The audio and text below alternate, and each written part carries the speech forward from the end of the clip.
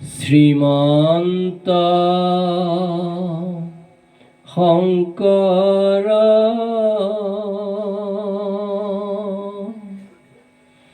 হৰি ভকতৰ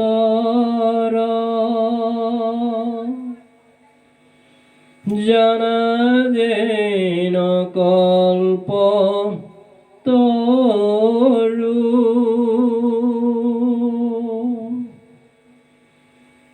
তাহান্ত বিনাই নাহি নাহি নাহি আমাৰ পৰম গুৰু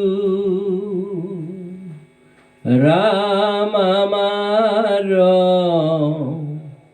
পৰম গুৰু সকলো নিগম কল্পতৰু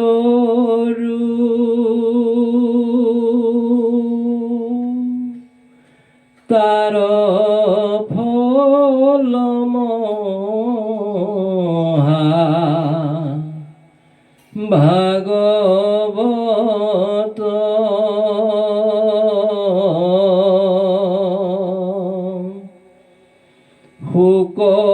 শোকমুখে আখি ভূমিত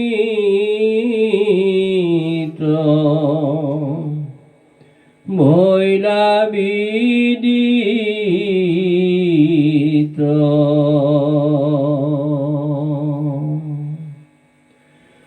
ৰসত চতুৰ যিটো জন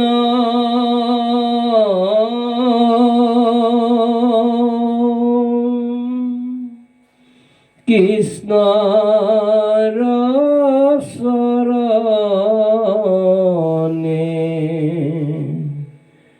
দিয়া মন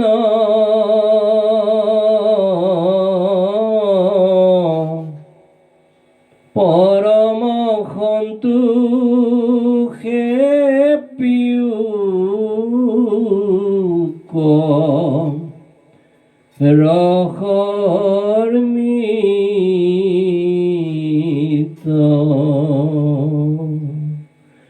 ৰাম পৰম সন্তোষে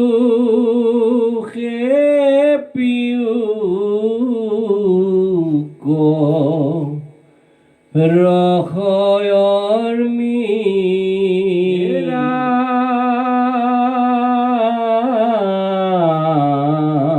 ৰাম ৰাম ৰাম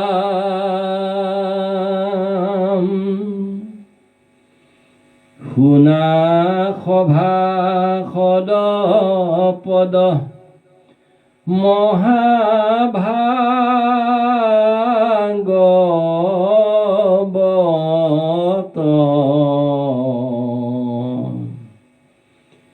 হৃদয়ত বিচাৰি ঠাৰলৈ বাটত্ৰ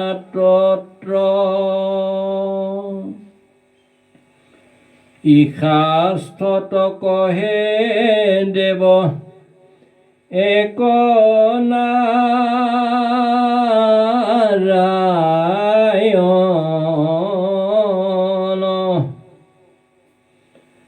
তাহান ভকতি যশ শ্ৰৱণ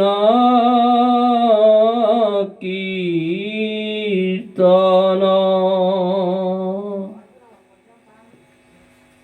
হে সভাসদ শুনা যিয়ে বৈকুণ্ঠৰ কল্পতৰু শ্ৰীমৎ ভাগৱত শাস্ত্ৰ মহাপুৰাণ জ্ঞান যজ্ঞৰ পদ কিন্তু এই সকলোখিনি শুনি হৃদয়ত বিচাৰি এই পদবন্ধই যি কৈছে সেই কথাৰ তত্ত্ব ল'বা। এই বৈকুণ্ঠৰ কল্পতৰু শ্ৰীমদ ভাগৱত শাস্ত্ৰ মহাপুৰাণ জ্ঞান যজ্ঞৰ যি এক দেৱ নাৰায়ণ ঈশ্বৰ পুৰুষ, সেইজনা ঈশ্বৰ পুৰুষৰ ভগৱন্ত মহাপ্ৰভু দেৱৰুদেৱ ঈশ্বৰ শ্ৰীকৃষ্ণৰ যি ভকতি যশ, সপ্ৰেম ভকতি, ৰসময় নিষ্কাম ভকতি, যি শ্ৰৱণ কীৰ্তনৰ সৌভাগ্য, সেই সকলোখিনি হৃদয়ত বিচাৰি আমি যদি তত্ত্ব ল'ব পাৰোঁ, তেতিয়াহ'লে আমাৰ যি সৌভাগ্য হ'ব, শ্ৰৱণ কীৰ্তনৰ নবিধা ভকতিৰ ভিতৰত যি প্ৰধানত্ব ঈশ্বৰ পুৰুষৰ নাম গুণ চৰিত্ৰ লীলাৰাজিৰ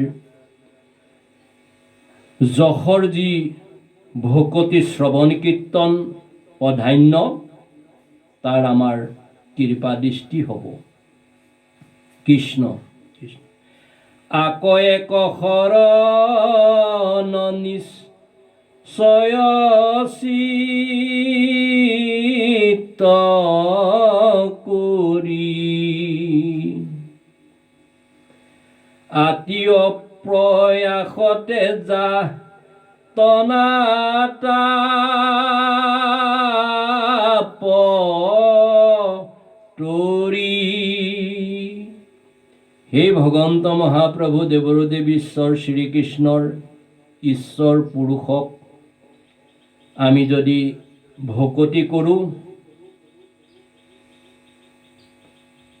সপ্ৰেম ভকতি কৰোঁ, নিষ্কাম ভকতি কৰোঁ, তেতিয়াহ'লে আমি যি 84 লক্ষ জন্মজনী পৰিভ্ৰমণ কৰি কৰি জন্ম জন্মান্তৰৰ প্ৰাৰব্ধ আৰু সাঞ্চিত সুফলৰ বিনিময়ত দেৱতাৰো দুৰ্লভ মনুষ্য জন্ম পোৱাৰ সৌভাগ্য হ'ল। সেই সৌভাগ্য আমাৰ কামত আহিব, কিয়নো আকৌ জন্ম মৃত্যুৰ যি দুখ কষ্ট যান্ত্ৰণা, সেইখিনিৰ পৰা আমি সেই ঈশ্বৰ পুৰুষৰ অভয় অৰুণ ৰাতুল যুগল দুখানী শ্ৰীচৰণত সপ্ৰেম নিষ্কাম ভকতি কৰি আমি তৰি যাব পাৰিম আৰু পৃথিৱীলৈ অহা তেতিয়াই আমাৰ সকলোখিনি সাৰ্থক হ'ব।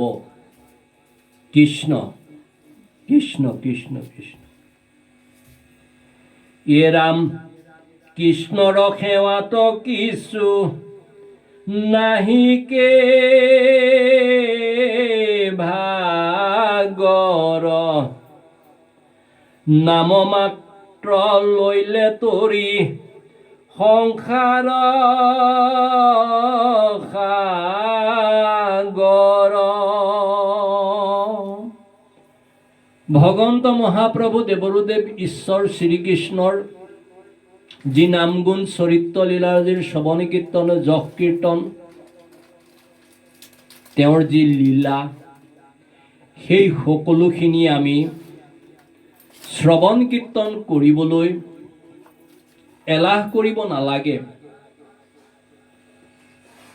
আমি কেৱল মাত্ৰ তেওঁৰ নাম গুণ চৰিত্ৰ লীলাৰাজি কায় বাক্য মনে একমনে একচিতে আমি যদি শ্ৰৱণ কীৰ্তন কৰিব পাৰোঁ, আলস্য ত্যাগ কৰি এলাহ যদি আমি নকৰি, তেতিয়াহ'লে সেই ঈশ্বৰ পুৰুষে আমাক নিষ্কাম ভকতি সপ্ৰেম ভকতি কৰাত সৌভাগ্য কৰাব। কৃষ্ণ মোৰ বন্ধু কৃষ্ণ সুহৃদ নিশ্চয়, কৃষ্ণকে সে পাইলে অনু মাত্ৰ নাহি ভয়। ভগৱন্ত মহাপ্ৰভু দেৱৰুদেৱ ঈশ্বৰ শ্ৰীকৃষ্ণই আমাৰ বন্ধু, তেওঁৱে আমাৰ সুহৃদ, নিশ্চয়কৈ তেওঁ আমাৰ সুহৃদ আৰু তেওঁ আমাৰ বন্ধু। আৰু অনুমাত্ৰও ভয় নাথাকে যদি আমি তেওঁক বন্ধু কৰি ল'ব পাৰোঁ, সুহৃদ কৰি ল'ব পাৰোঁ।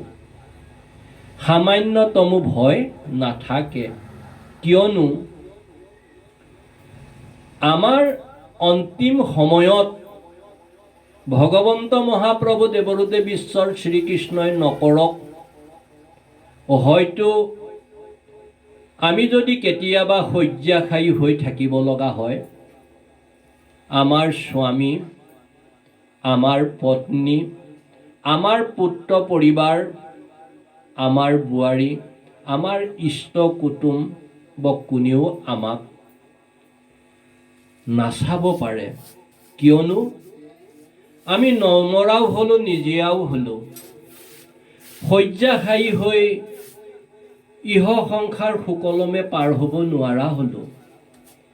কিন্তু তেতিয়াও সেই ভগৱন্ত মহাপ্ৰভু দেৱৰুদেৱ ঈশ্বৰ শ্ৰীকৃষ্ণই আমাক, আমি যদি তেওঁৰ নাম কায় বাক্য মনে একমনে একচিতে ৰসময় নিষ্কাম ভকতিৰে সপ্ৰেম ভকতি কৰোঁ, নিষ্কাম ভকতি কৰোঁ, নিজৰ অৰ্মিত সন্তান বুলি, নিজৰ বন্ধু বুলি, নিজৰ সুহৃদ বুলি তেওঁ কিন্তু আমাক কেতিয়াও অৱহেলা নকৰে। যি এই মায়া সংসাৰখনৰ সকলোখিনি পুত্ৰ, ভাৰ্যা, বোৱাৰী, স্বামী, পত্নী, ইষ্ট কুটুম্ব সকলোৱে যদিও আমাক অৱহেলা কৰে, কিন্তু সেই ঈশ্বৰ পুৰুষে আমাক হাত পাতি ধৰে, বোলে যাৰ কোনো নাই তেওঁৰ ভগৱান আছে, ঈশ্বৰ আছে। কিন্তু আমাৰ কি হ'ব লাগিব? পবিত্ৰ হৃদয় যাৰ, ঈশ্বৰ সহায় তাৰ। হৃদয় নিৰ্মল হ'ব লাগিব, হৃদয় পবিত্ৰ হ'ব লাগিব।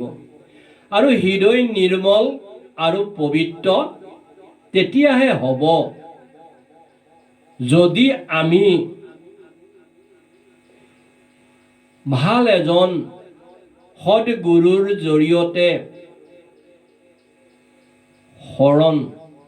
শৰণৰ আমি সৌভাগ্য কৰোঁ, ভজনৰ আমি সৌভাগ্য কৰোঁ, ঈশ্বৰ পুৰুষৰ অভয় অৰুণ ৰাতুল যুগল দুখানী শ্ৰীচৰণত আমি যদি সপ্ৰেম ভকতি কৰোঁ, নিষ্কাম ভকতি কৰোঁ, তেতিয়াহ'লে আমাক সেই ঈশ্বৰ পুৰুষে কেতিয়াও অৱহেলা নকৰে।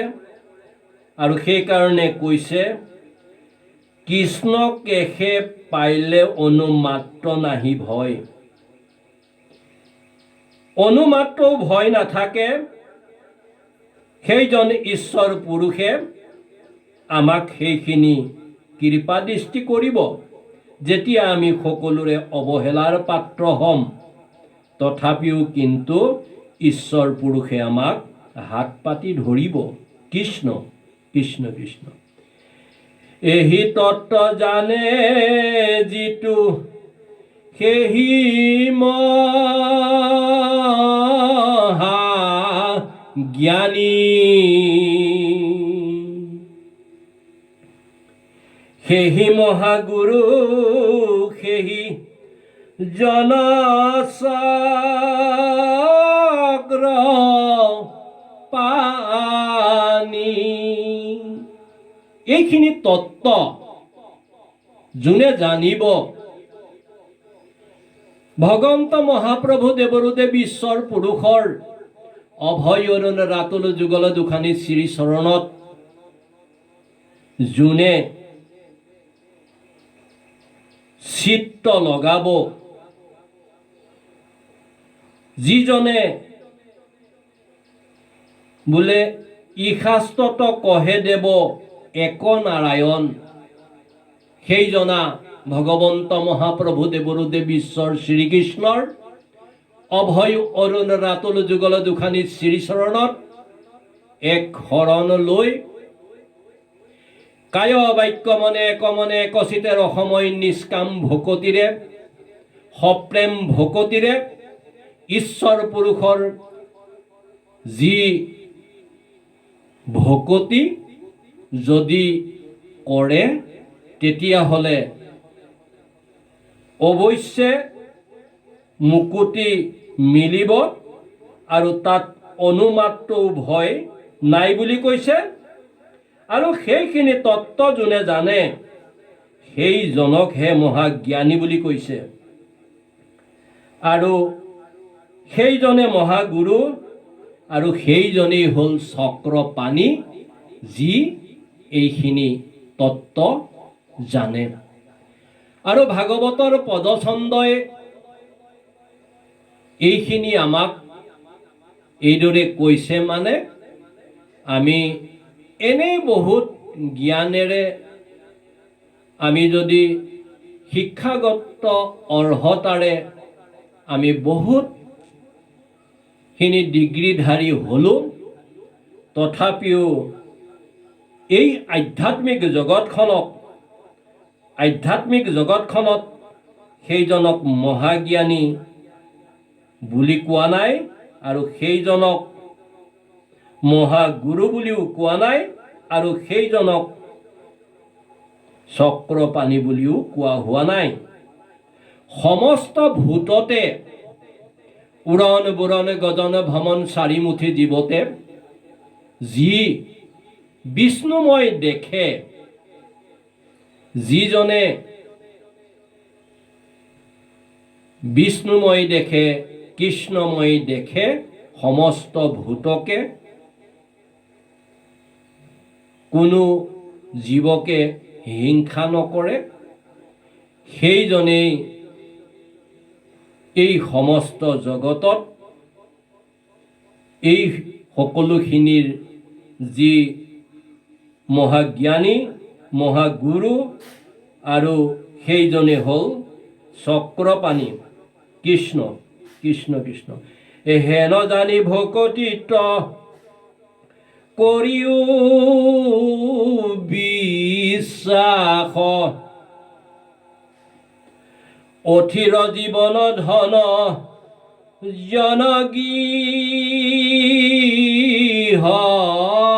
বাস। এই সকলোখিনি জানি হে বাপ বান্ধৱ ভকত ভকতনী আই মাতৃসৱ, কেৱল মাত্ৰ ঈশ্বৰ পুৰুষৰ সপ্ৰেম আৰু নিষ্কাম ভকতিত বিশ্বাস ৰাখি, অটল বিশ্বাস ৰাখি আমি যদি ঈশ্বৰ পুৰুষৰ অভয় অৰুণ ৰাতুল যুগল দুখানী শ্ৰীচৰণত সপ্ৰেম ভকতি, নিষ্কাম ভকতি কৰি যাওঁ, তেতিয়াহ'লে আমাৰ সেই ভকতিৰ জৰিয়তে মুকুতিৰ সৌভাগ্য হ'ব। আৰু অন্যথা এই যি মায়া সংসাৰখনত অস্থিৰ জীৱন, ধন জন গৃহবাস, ইয়াকে লৈ আমি মায়াত মজি আছোঁ, এই সকলোখিনি মিছা। কোন কাৰ স্বামী, কোন কাৰ পত্নী, কোন কাৰ পুত্ৰ, কোন কাৰ ইষ্ট কুটুম্ব, কেৱল মায়াতে আমি এই সকলোখিনি সঁচা বুলি ধন ধান টকা পইচা ঘৰ মাটি গাড়ী ঘোঁৰা এই সকলোখিনিকে আমি মোৰ বুলি আমি যি ব্যাকুলতা কৰি আছোঁ, আচলতে আমি একো লৈ অহা নাই আৰু একো লৈ যাবও নোৱাৰোঁ। সেই কথাখিনিকে চিন্তি ভগৱন্ত মহাপ্ৰভু দেৱৰুদেৱ ঈশ্বৰ পুৰুষৰ আমি যদি অভয় অৰুণ ৰাতুল যুগল দুখানী শ্ৰীচৰণত আশ্ৰয় লৈ অন্তিম সময়ত মৃত্যুৰ সময়ত ঈশ্বৰ পুৰুষৰ নাম লৈ নাৰায়ণ বুলি কৈ ৰাম বুলি কৈ কৃষ্ণ বুলি কৈ যদি আমি উদ্ধাৰ হ'ব পাৰোঁ, তেতিয়া বৈকুণ্ঠৰ পৰা বিষ্ণু দূতসকলে আহি আমাক সুন্দৰকৈ লৈ যাব আৰু তাতে আত্মা আৰু পৰমাত্মাৰ যি মিলন হ'ব, ঈশ্বৰ পুৰুষে মোৰ অৰ্মিত সন্তান বুলি আঁকোৱালি লোৱাৰ সৌভাগ্য হ'ব। আমি এই যি জীৱন সকলোৱে জানে, ধন জন গৃহবাস এই সমস্ত সকলো মিছা মায়াৰে আমি এই সকলোখিনিক সঁচা বুলি ভাবি আছোঁ। হে বাপ বান্ধৱ ভকত ভকতনী আই মাতৃসৱ, আমাৰ এইটো জীৱন এই বৈকুণ্ঠৰ কল্পতৰু শ্ৰীমদ ভাগৱত শাস্ত্ৰ মহাপুৰাণ জ্ঞান যজ্ঞৰ পদচন্দৰ জৰিয়তে আমাৰ সৌভাগ্য হৈছে। বিজুলী চমকৰ দৰে এই আছে এই নাই, জলৰ বুৰবুৰণিৰ দৰে এই আছে এই নাই, কচুপাতৰ পানীৰ দৰে এই আছে অকণমান বতাহ মাৰা লগতেই নাই, জলৰ ৰেখাৰ দৰে এই দেখিছে এই নাই। এনেকুৱা দুদিনীয়া জীৱনটোত আমি যদি মায়াতে মজি থাকি ভগৱন্ত মহাপ্ৰভু দেৱৰুদেৱ ঈশ্বৰ শ্ৰীকৃষ্ণৰ ঈশ্বৰ পুৰুষৰ যদি আমি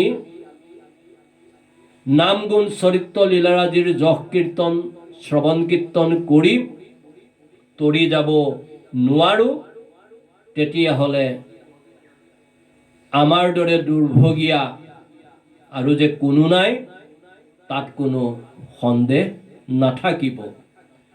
কিয়নো হৰিৰ নামত যেতিয়াই আশ্ৰয় লোৱা হ'ব,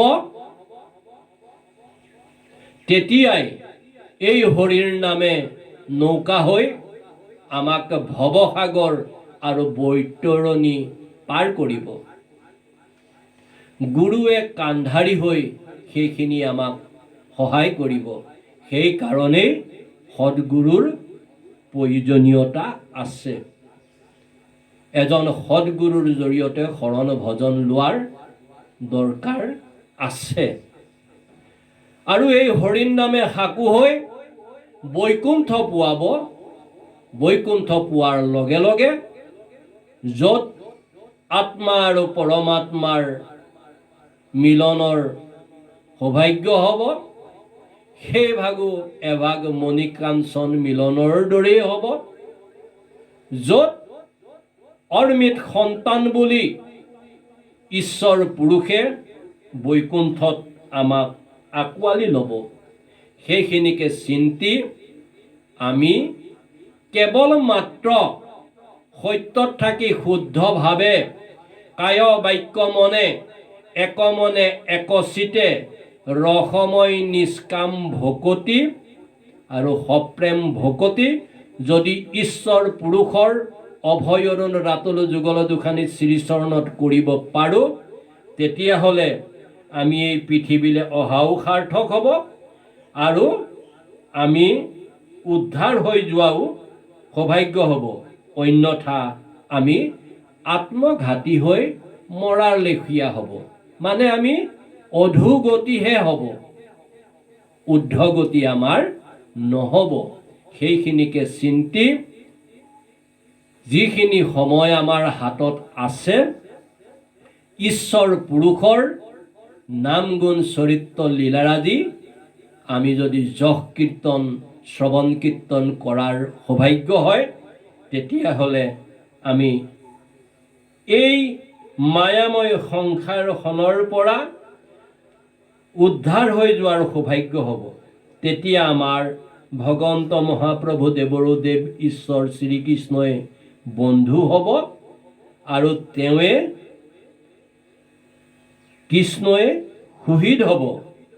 আৰু সেইখিনি নিশ্চয়কৈ অটল বিশ্বাস যদি আমি বাপ বান্ধৱ ভকত ভকতনী আই মাতৃসকলে হৃদয়ত লৈ আমি সপ্ৰেম আৰু নিষ্কাম ভকতি কৰোঁ, তেতিয়াহ'লে আমি এই 84 লক্ষ জন্মজনী পৰিভ্ৰমণ কৰি কৰি জন্ম জন্মান্তৰৰ প্ৰাৰব্ধ আৰু সাঞ্চিত সুফলৰ বিনিময়ত যি দেৱতাৰ দুৰ্লভ মনুষ্য জন্ম পোৱা হ'ল, এই সকলোখিনি আমাৰ নিশ্চয়কৈ সৌভাগ্য হ'ব। কৃষ্ণ কৃষ্ণ কৃষ্ণ। এৰাম খনিকতো নাথাকে মে ঘৰ যে ন সদম আৰু অৰ্থে নেৰিবা কিছ নৰপাদ পদ্ম। খনিকো যেনেকৈ মেঘৰ ছায়া নাথাকে, আমাৰ জীৱনটো তদ্ৰূপ তেনেকুৱাই হৈছে। বতাহে যেনিয়ে উৰুৱাই লৈ যায় তেনেকৈ উৰি যাব লগা হয়। আৰু আমিও আমাৰ এই জীৱনটো কালে যেনেকৈ যেতিয়াই যোনফালে লৈ যায় আমাৰ আৰু ৰক্ষা নাই।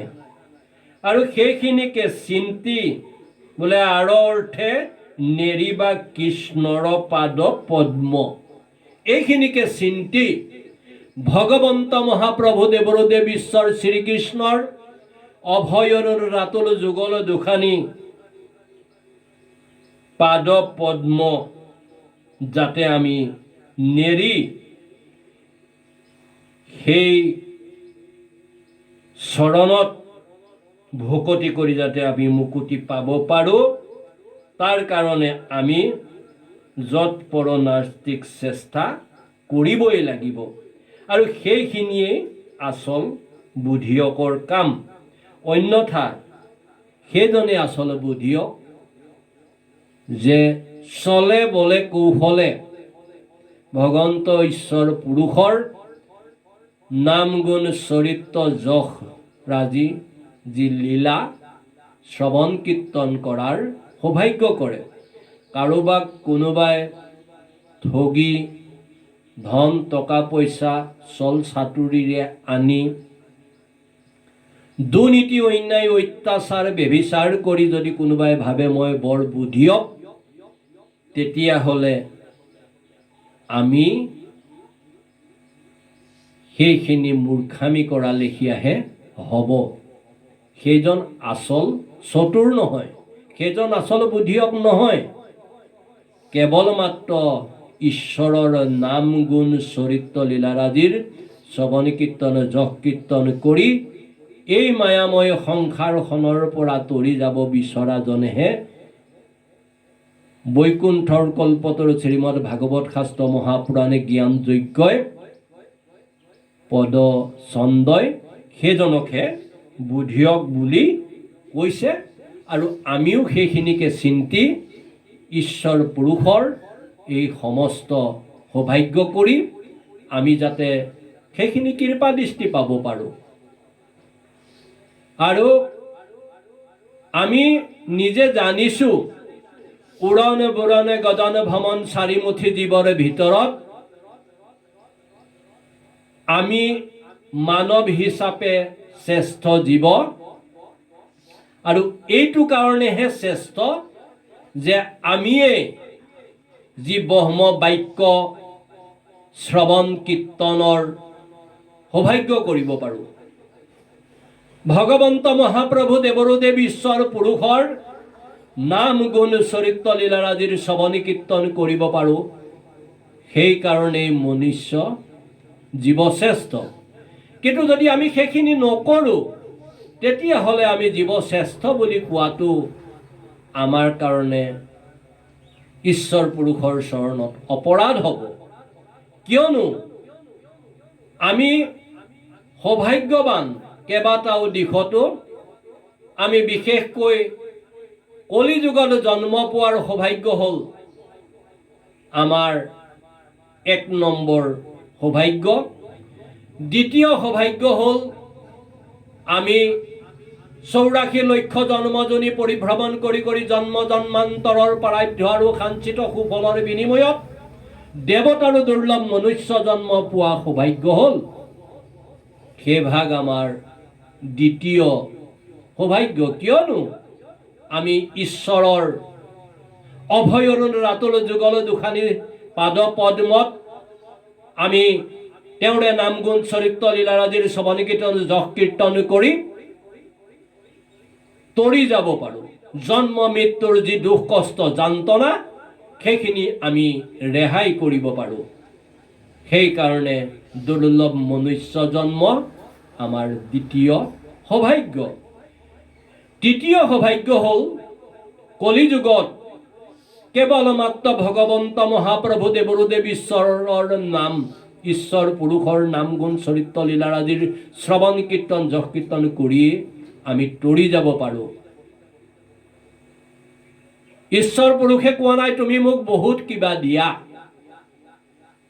কিন্তু এটা কথা কৈছে যে তুমি তোমাৰ মনটো মোক দিয়া, তোমাৰ চিত্তটো মোক দিয়া, বাদ বাকী কি কৰি থকা। তুমি এপাহি ফুল দিয়া মোক, মই তাতে সন্তুষ্ট হ'ম। তাকো পৰা নাই, কিবা এটা ফল দিয়া মোক, তাকো পৰা নাই, এপাহ পত্ৰ দিয়া, তাকো পৰা নাই, অকণমান জল দিয়া, মই তাতে সন্তুষ্ট হৈ যাম।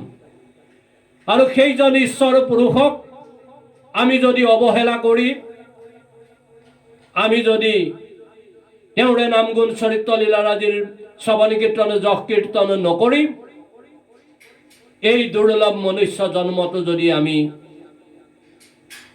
নিজকে নিজে নিঃশেষ কৰি পেলাওঁ, তেতিয়াহ'লে আমি মনুষ্য জন্ম লোৱা সাৰ্থক নহ'ব। আমি যদি কেৱল মায়াতে মজি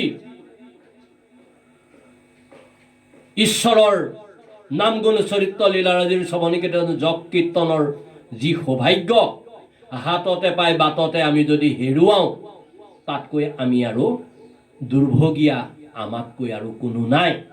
সেইখিনি কথা চিন্তি আমি চলে বলে কৌশলে কায় বাক্য মনে একচিতে ৰসময় নিষ্কাম ভকতিৰে, ৰসময় সপ্ৰেম ভকতিৰে ভগৱন্ত ঈশ্বৰ পুৰুষৰ বোলে 6 ৰিপু দমন কৰি, কাম ক্ৰোধ লোভ মোহ মদ মাচৰ্যক 6 ৰিপুক দমন কৰি, কৰ্মেন্দ্ৰিয় 5টা আৰু জ্ঞানেন্দ্ৰিয় 5টা দশেন্দ্ৰিয়ক সংযম কৰি, মন বুদ্ধি চিত্ত অহংকাৰ নিয়ন্ত্ৰণ কৰি, কায় বাক্য মনে একচিতে ৰসময় নিষ্কাম ভকতিৰে সপ্ৰেম ভকতিৰে যদি আমি ঈশ্বৰ পুৰুষৰ অভয় অৰুণ ৰাতুল যুগল দুখানী পাদ পদ্মত আমি যদি ভকতি কৰিব পাৰোঁ, আমি মুকুতি পাই যাম। ধন টকা পইচা ঐশ্বৰ্য বিভূতি একো বিচৰা নাই, তেওঁৰ একোৱে অভাৱ নাই। তেওঁ 7খন বৈকুণ্ঠৰ মালিক, স্বৰ্গ বৈকুণ্ঠ ব্ৰহ্মলোককে আদি কৰি পৃথিৱীৰ সমস্ত পৃথিৱীৰ মালিক। 7খন পাতাল, অতল বিতল তলাতল সুতল ইত্যাদি 7খন পাতালৰ মালিক। আৰু তাৰ লগত যদি সমস্ত সৌৰ জগত লগ কৰি দিয়া যায়। তেওঁ এখন বিশ্ব ব্ৰহ্মাণ্ডৰ মালিক। তেওঁ এখন বিশ্ব ব্ৰহ্মাণ্ডৰ মালিকে নহয়, তেনেকুৱা কৌটি কৌটি ব্ৰহ্মাণ্ডৰ যিজন মালিক, তেওঁক আপুনি মই কি দি সন্তুষ্ট কৰিম? সকলোখিনিতো তেওঁৰেই। আমাক যিখিনি দিছে তেওঁ দিছে। কেৱল মাত্ৰ আমি তেওঁৰ নাম ল'ব লাগে। আৰু যদি আমি সেইখিনিও নকৰি, যদি এলাহ কৰি, যদি লজ্জা কৰি, যদি নাম নোলোৱাকৈ ভালকে খাই থাকিব পাৰিছোঁ তেনেকুৱা এটা ভাৱ কৰি, আগৰ যিবিলাক জন্ম জন্মান্তৰ প্ৰাৰব্ধ আৰু সাঞ্চিত সুফলৰ বিনিময়ত এতিয়া সুন্দৰকৈ খাই আছোঁ, এই খাই থকাটো সদায় চলি নাথাকিব। পিছৰ জন্মটোত আমি ক'ত গৈ কেনেকৈ উৰণ বুৰণ গজন ভ্ৰমণ চাৰিমুঠি জীৱৰ ভিতৰত কিহৰ গৰ্ভত যাই আমি জন্ম ল'ব লাগিব তাৰ কোনো নিশ্চয়তা নাই। আকৌ যে দুনাই মনুষ্য জন্ম পোৱা যাব তাৰ কোনো নিশ্চয়তা নাই। তাকে জানি হে ভকত বৈষ্ণৱ বাপ বান্ধৱ আই মাতৃ সব, কায় বাক্য মনে একমনে একচিতে ৰসময় নিষ্কাম ভকতিৰে সপ্ৰেম ভকতিৰে ঈশ্বৰ পুৰুষৰ অভয়ৰণ ৰাতুল যুগল দুখানি শ্ৰীচৰণৰ পাদপদ্মত আমি যদি ভকতি কৰোঁ, সেই ভকতিৰ পৰাই আমাৰ মুকুতিৰ সৌভাগ্য হ'ব।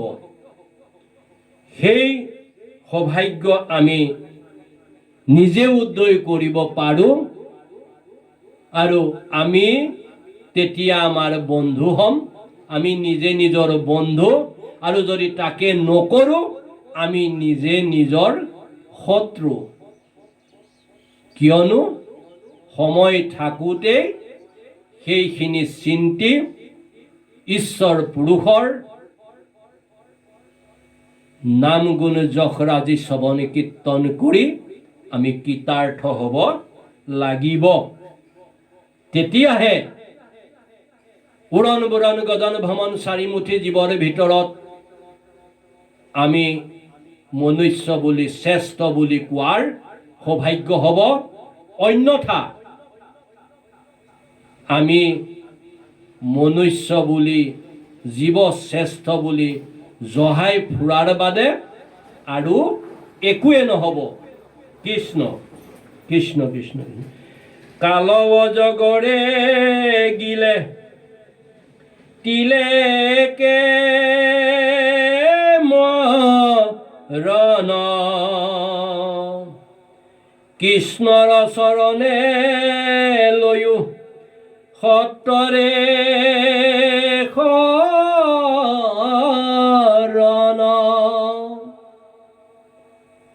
কাল অজগৰে আমাক গিলি আছে, তিলকতে আমাৰ মৰণ হ'ব বুলি ভাগৱতৰ পদছন্দই কৈছে। আৰু সেইখিনিকে চিন্তি ভগৱন্ত মহাপ্ৰভু দেৱদেৱ ঈশ্বৰ শ্ৰীকৃষ্ণৰ অভয় অৰুণ ৰাতুল যুগল দুখানি পাদপদ্মত সত্তৰে শৰণ ল'ব দিছে। ঈশ্বৰ পুৰুষৰ চৰণত যোনে শৰণ লৈ তেওঁৰে কৃপা দৃষ্টি পায়, তেওঁ জীৱন সাৰ্থক হ'ব। ভাগৱত পদছন্দই কৈছে। কৃষ্ণ কৃষ্ণ কৃষ্ণ কৃষ্ণ। কৃষ্ণৰ কিংকৰে কহে ইখেত সাৰ, বোলা ৰাম ৰাম হৌক পুৰুষ উদ্ধাৰ, হৰি ৰাম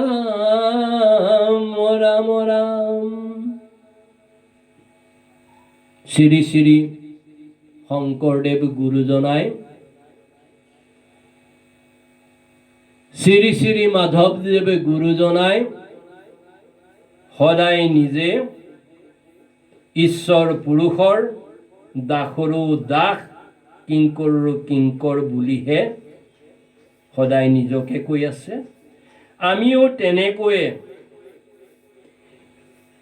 এই যি তত্ত্বসাৰ তেওঁলোকে কোৱাৰ আমাৰ শুনাৰ সৌভাগ্য হৈছে, আমিও তেনেকৈ সেই ঈশ্বৰ পুৰুষৰে দাসৰো দাস কিংকৰৰো কিংকৰ সেই মহান তত্ত্বসাৰ হৃদয়ত বান্ধি ৰাম নাম লৈ আমাৰ এই পৃথিৱীৰ পৰা উদ্ধাৰ হোৱাৰ যি সৌভাগ্য, হৰিৰ নাম নৌকাত উঠি আমি যাতে এই পৃথিৱীৰ পৰা মেলানি মাগিব পাৰোঁ, পৃথিৱীৰ পৰা আমি হৰিৰ নামৰ নৌকাৰ জৰিয়তে যদি মেলানি মাগিব পাৰোঁ, তেতিয়াহ'লে আমি নিশ্চয়কৈ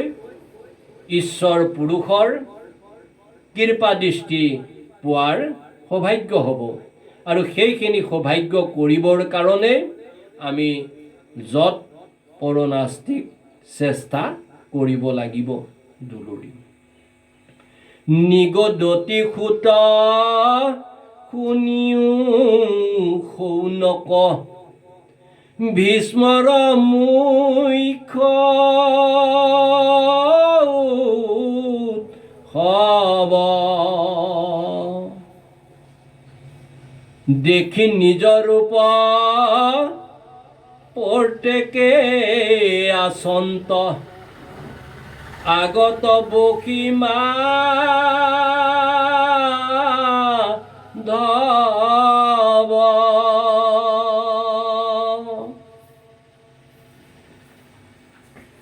ভীষ্ম পিতামহৰ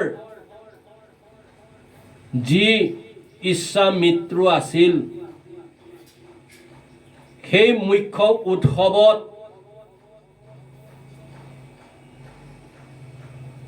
ভগৱন্ত মহাপ্ৰভু দেৱৰুদেৱ ঈশ্বৰ শ্ৰীকৃষ্ণই যি শংখ চক্ৰ গদা পদ্ম ধাৰণ কৰি যি নিজৰ ৰূপ ধৰি ভকতৰ মনৰ বাঞ্ছা পূৰ্ণ কৰিবলৈ, একান্ত ভকতৰ মনৰ বাঞ্ছা পূৰ্ণ কৰিবলৈ ভীষ্ম পিতামহৰ আগত তেওঁ বহি আছিলে সেই মাধৱে। তাকে শৌনকৰ আগত সুত মুনিয়ে সেইখিনি সৌভাগ্য কৰিব ওলাইছে। কৃষ্ণ কৃষ্ণ কৃষ্ণ। চক্ষু মেলি সেহি কৃষ্ণৰ ৰূপতে থাপিলা নিষ্কাম মন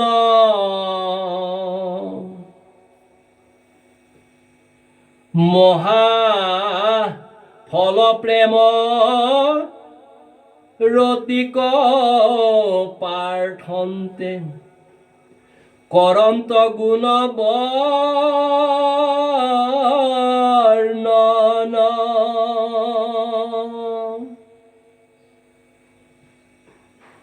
ভগৱন্ত মহাপ্ৰভু দেৱৰুদেৱ ঈশ্বৰ শ্ৰীকৃষ্ণৰ যি নিজৰ ৰূপ, সেই ৰূপ চকু মেলিয়ে ভীষ্ম পিতামহে দেখা সৌভাগ্য হ'ল। আৰু লগে লগে ভীষ্ম পিতামহে তেওঁৰ মন নিষ্কাম ভকতিৰে, সপ্ৰেম ভকতিৰে ভগৱন্ত ঈশ্বৰ পুৰুষৰ অভয় অৰুণ ৰাতুল যুগল দুখানি পাদপদ্মত হৃদয়ত সৌভাগ্য কৰিলে। আৰু হৃদয় পংকজত যেতিয়াই নিষ্কাম ভকতিৰে তেওঁৰ সেই ৰূপ সৌভাগ্য কৰা হ'ল। মুখতে তেওঁৰ নাম, মহাফল প্ৰেম ৰতিক পাঠন্তে কৰন্ত গুণ বৰ্ণন, সেই সকলোখিনি তেওঁৰ সৌভাগ্য হ'ল। কৃষ্ণ কৃষ্ণ কৃষ্ণ। ত্ৰিভুৱন মধ্যে সুন্দৰ শৰীৰ, নীলত মাল বৰ্ণ, ৰবি কৰ গৌৰ বসনে প্ৰকাশ হৈ, মকৰ কুণ্ডল কৰ্ণ। ত্ৰিভুৱনৰ মাজত যি সুন্দৰ শৰীৰ, নীল তমালৰ বৰ্ণ বুলি কৈছে। স্বৰ্গ মৰ্ত্য পাতাল এই তিনি তলৈকতে ঈশ্বৰ পুৰুষৰ লেখীয়া সুন্দৰ শৰীৰ ক'তো সৌভাগ্য নহয়। ৰবি কৰ গৌৰ বসনে প্ৰকাশ হৈ, মকৰ কুণ্ডল কৰ্ণ, যি সমস্ত তেখেতৰ এই সকলোখিনি অলংকাৰ, মকৰ কুণ্ডল কৰ্ণ, কৰ্ণত যি সেই কুণ্ডলৰ সৌভাগ্য হৈছে, সেই ৰূপ, সেই মৃত্যুৰ বেলাত ভীষ্ম পিতামহ তেওঁ ভক্ত হিচাপে সেইখিনি সৌভাগ্য কৰাইছে। আৰু ভাগৱতৰ পদছন্দই আমাকো সেইখিনি সকীয়াই দিছে যে আমিও যদি হে বাপ বান্ধৱ আই মাতৃ ভকত বৈষ্ণৱ হ'ব, আমিও যদি এনেকৈ অভ্যাস কৰি কৰি থাকি মৃত্যুৰ বেলিকা ভগৱন্ত মহাপ্ৰভু দেৱৰুদেৱ ঈশ্বৰ এই পুৰুষৰ, ঈশ্বৰ পুৰুষৰ যি শংখ চক্ৰ গদা পদ্ম ধাৰী সেই ৰূপ হৃদয়ত ধৰিব পাৰোঁ আৰু মুখেৰে তেওঁৰ নাম ল'ব পাৰোঁ, তেতিয়াহ'লে আমিও তেনেকৈ উদ্ধাৰ হৈ যোৱাৰ সৌভাগ্য হ'ব। সেইখিনি ভাগৱতৰ পদছন্দই ভীষ্ম পিতামহৰ জৰিয়তে আমাকো বুজিবৰ কাৰণে সহজ কৰি সৌভাগ্য কৰাইছে। আৰু সেইখিনি কাৰণেই আমি ঈশ্বৰ পুৰুষৰ নাম গুণ চৰিত্ৰ লীলাৰাজিৰ শ্ৰৱণ কীৰ্তন কৰিব লাগে। সেই অভ্যাস কৰি থাকিলেহে আমাৰ অন্তিম সময়ত এই সমস্ত সৌভাগ্য হ'ব। সৌভাগ্যৰ সূৰ্য আমাৰ তেতিয়া উদয় হ'ব। কৃষ্ণ কৃষ্ণ কৃষ্ণ। অলকাই আবৃত মুখ পংকজক, দেখন্তু উলহে মতি, হেনয় ঈশ্বৰ বিজয় সখিত, ঠাকুক নিষ্কাম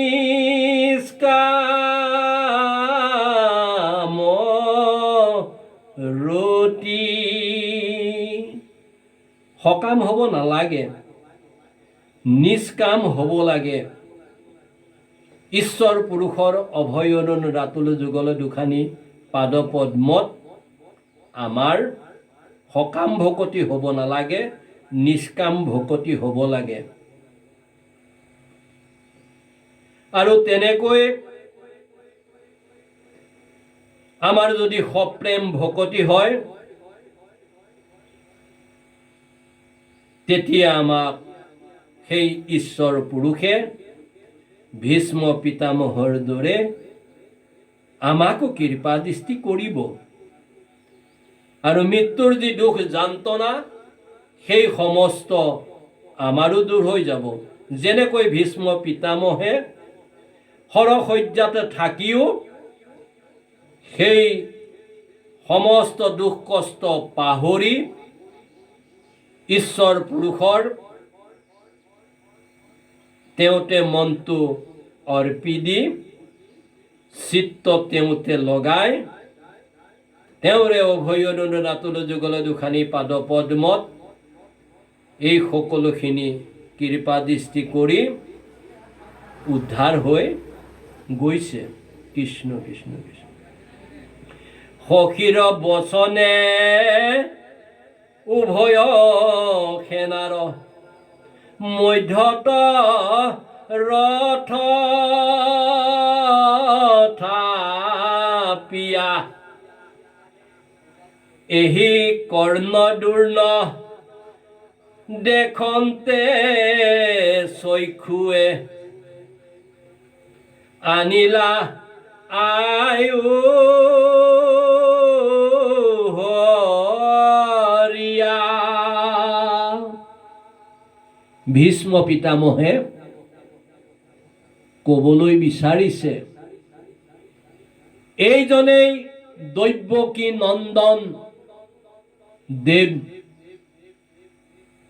এইজনেই ভগৱন্ত মহাপ্ৰভু দেৱৰো দেৱ ঈশ্বৰ শ্ৰীকৃষ্ণ, যিজনৰ আদেশত ব্ৰহ্মাই সৰ্জন কৰি আছে, বিষ্ণুৱে পালন কৰি আছে আৰু হৰে সংহাৰ কৰি আছে। এইজনেই সেইজন, এইজনেই হ'ল ঈশ্বৰ পুৰুষ। আৰু যেতিয়া কুৰুক্ষেত্ৰ ৰণ হৈছিলে সেই কুৰুক্ষেত্ৰ ৰণত অৰ্জুনে তেওঁক কৈছিলে, কিয়নো অৰ্জুনৰ ৰথৰ সাৰথি আছিল ভগৱন্ত মহাপ্ৰভু দেৱদেৱ ঈশ্বৰ শ্ৰীকৃষ্ণ। অৰ্জুনে সাৰথি হিচাপে থকা সেই কৃষ্ণ পুৰুষক কৈছিলে যে মই যুদ্ধ কৰা আগতে যুদ্ধলৈ কোন ক'ত আহিছে চাব বিচাৰোঁ। আৰু তেতিয়া সেই সখীৰ অৰ্জুনৰ কথা মতে উভয় সেনাৰ মাজত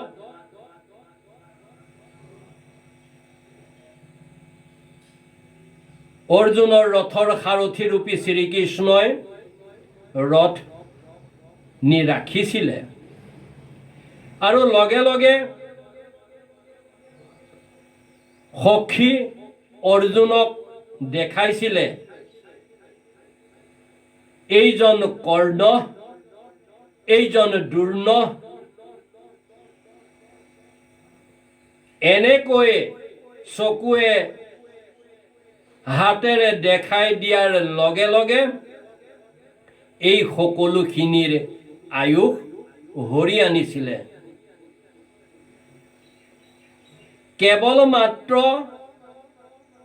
অৰ্জুনে হওক পাণ্ডৱে হওক ভাবিছিলে যে আমিয়ে যুদ্ধ জিনিছিলোঁ, কিন্তু সকলোক চিনাকি কৰি দিয়াৰ চলেৰে ভগৱন্ত মহাপ্ৰভু দেৱদেৱ ঈশ্বৰ শ্ৰীকৃষ্ণই সকলোৰে আয়ুস হৰণ কৰি আনিছিলে। সেইজনে হ'ল ঈশ্বৰ পুৰুষ ভগৱন্ত মহাপ্ৰভু দেৱদেৱ ঈশ্বৰ শ্ৰীকৃষ্ণ, যিজনৰ আদেশত হৰে প্ৰলয় সৃষ্টি কৰে আৰু তেনেকৈ কুৰুক্ষেত্ৰ সমৰত সকলোৰে আয়ুস তেওঁ হৰি পেলাইছিলে। কৃষ্ণ কৃষ্ণ। অৰ্জুনৰ জয় সাধিয়া মাধৱ ভকত তুমি গতি, দেৱৰো দেৱতা ঈশ্বৰ কৃষ্ণৰ শৰণে থাকো ৰতি। যিজন অৰ্জুনক জয় কৰোতা সেইজন মাধৱ, যিজন ভকতৰে তুমি গতি বুলি কোৱা হৈছে, দেৱৰো দেৱতা ঈশ্বৰ কৃষ্ণৰ আমাৰ সকলোৰে চৰণত থাকক। সপ্ৰেম ভকতি নিষ্কাম ভকতি বুলি ভাগৱত পদছন্দই আমাক ক'ব বিচাৰিছে। কৃষ্ণ কৃষ্ণ কৃষ্ণ। যুদ্ধত ৰথৰ ঘোটকৰ ধূলি, ধূসৰ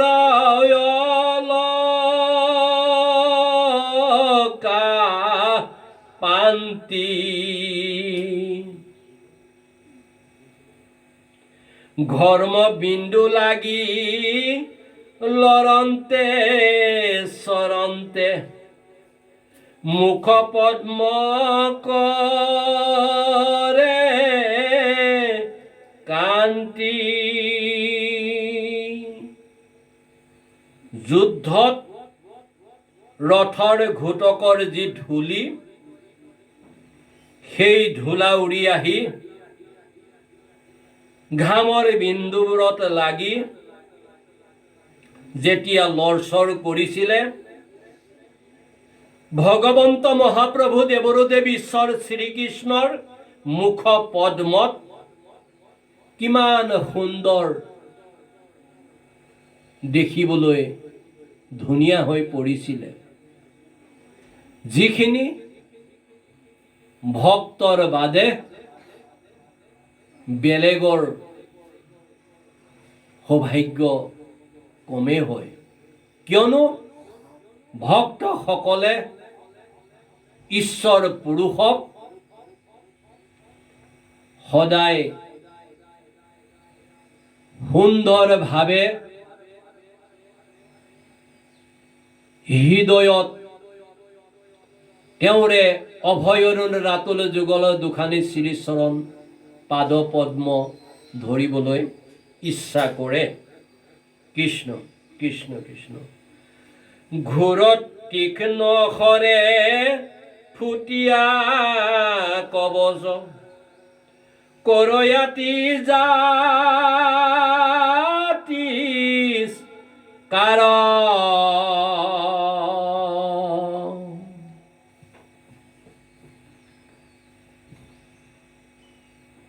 হেনয় কৃষ্ণৰ চৰণ তনিতে, থাকুক ৰতিয়া মাৰ।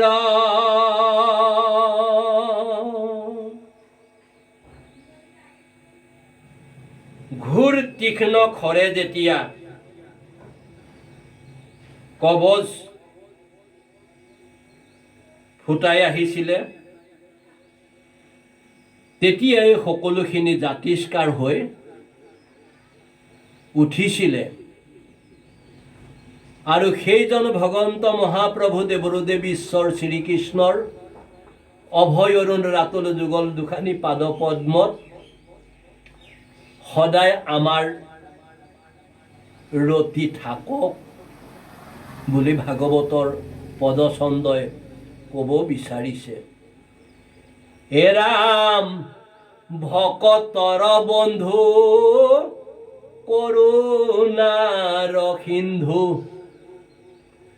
তুমি অনাথ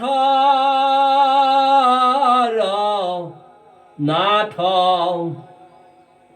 তোমাৰ শৰণ নেৰু মোৰ মনে, নমু নমু মাথ সেইজন ঈশ্বৰ পুৰুষে হ'ল ভকতৰ বন্ধু, কৰুণাৰ সিন্ধু। তেৱে হ'ল অনাথৰ নাথ। বোলে যাৰ কোনো নাই, কেৱল মাত্ৰ ভগৱানে ঈশ্বৰে তেওঁক ৰক্ষা কৰি আছে। খালি আমাৰ ভকত বৈষ্ণৱ বাপ বান্ধৱ আই মাতৃ খবৰ বোলে পবিত্ৰ হৃদয় যাৰ, ঈশ্বৰ সহায় তাৰ।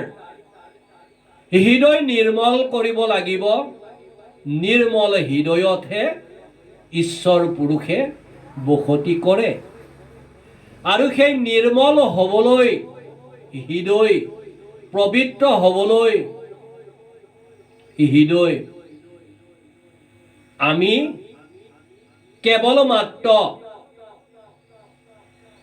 কৃষ্ণ নাম, ৰাম নাম আমি যদি লৈ থকাৰ সৌভাগ্য হয়, বোলে ৰাম নামৰ ৰা বুলি কওঁতেই সমস্ত পাপ ভিতৰৰ পৰা ওলাই গুচি যায়, আৰু ম বুলি কওঁতেই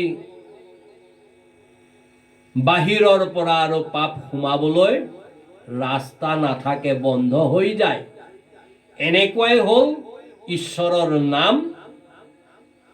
আৰু সেই ঈশ্বৰৰ নাম যদি আমি শ্ৰৱণ কীৰ্তন কৰোঁ, তেতিয়াহ'লে আমাৰ হৃদয় নিৰ্মল হ'ব আৰু হৃদয় পবিত্ৰ হ'ব। যেনেকৈ বাৰিষা কালত নদ নদীৰ পানী ঘোলা হৈ দেখিবলৈ বেয়া লগা হয়, খাবলৈ নোৱাৰা হয়। এই খাব নোৱাৰা পানী, দেখিবলৈ বেয়া লগা পানী পিছত যায় সৰালি নিজে নিজে নিৰ্মল হৈ যায়। তেনেকৈ হে ভকত বৈষ্ণৱ বাপ বান্ধৱ আই মাতৃ সব, ভগৱন্ত মহাপ্ৰভু দেৱৰুদেৱ ঈশ্বৰ শ্ৰীকৃষ্ণৰ, ঈশ্বৰ পুৰুষৰ ৰাম নাম হৰিৰ নামত যদি আমি আশ্ৰয় লওঁ, আমাৰ হৃদয় পবিত্ৰ হ'ব আৰু হৃদয় নিৰ্মল হৈ যাব। আৰু সেইখিনি সৌভাগ্য কৰিবৰ কাৰণেই আমি হৰিৰ নামত আশ্ৰয় ল'ব লাগিব। কিয়নো হৰিৰ নামেহে আমাক এই কলিত তৰাব। নহ'লে আমি বোলে আহিল কণা গ'ল কণা, সাগৰি কাটিলে তিনি কণা, আমাৰো অৱস্থাটো প্ৰায় তেনেকুৱাই হ'ব। যেনেকৈ হাঁহৰ মাজত হাঁহে পাক পাক পাক পাক পাক কৈ গ'ল, দিনটো কেঁচু কুমতি শামুক চামুক যি পালে খালে, আকৌ উভতি আহি গঁৰালত সোমাই থাকিলে।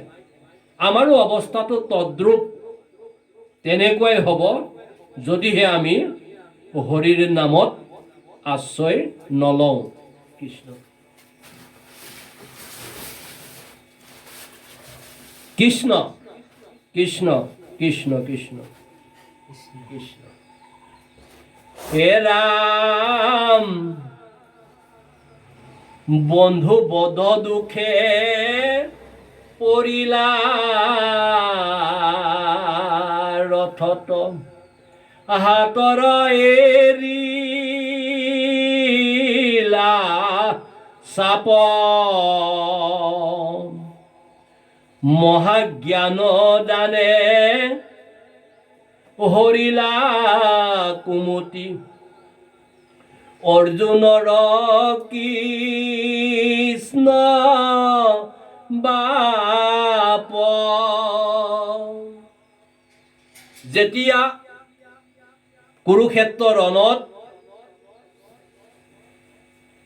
অৰ্জুনে দুয়ো সৈন্যৰ মাজত ৰথ ৰাখি দিয়াৰ পিছত ভগৱন্ত মহাপ্ৰভু দেৱৰুদেৱ ঈশ্বৰ শ্ৰীকৃষ্ণই অৰ্জুনে যেতিয়া কৈছিলে যে যুদ্ধলৈ কোন কোন আহিছে মই চাব বিচাৰোঁ আৰু অৰ্জুনৰ কথা সাৰোগত কৰি ভগৱন্ত মহাপ্ৰভু দেৱৰুদেৱ ঈশ্বৰ শ্ৰীকৃষ্ণ পুৰুষে যেতিয়া দুয়ো পক্ষৰ মাজত ৰথ ৰাখি দিছিলে আৰু সেই ৰথ ৰাখি দিয়াৰ পিছত তেতিয়া বন্ধুবধৰ দুখত বোলে এই সকলোতো মোৰ ইষ্ট কুটুম্বই চোন আৰু তেতিয়া অৰ্জুনে হাতৰ পৰা ধনু পেলাই দিছিলে আৰু সেইখিনি সময়তে মহাজ্ঞান দি ভগৱন্ত মহাপ্ৰভু দেৱৰুদেৱ ঈশ্বৰ শ্ৰীকৃষ্ণই অৰ্জুনৰ যি কুমতি সেই শ্ৰীমদ গীতা ভাগৰ মহাজ্ঞানৰ জৰিয়তে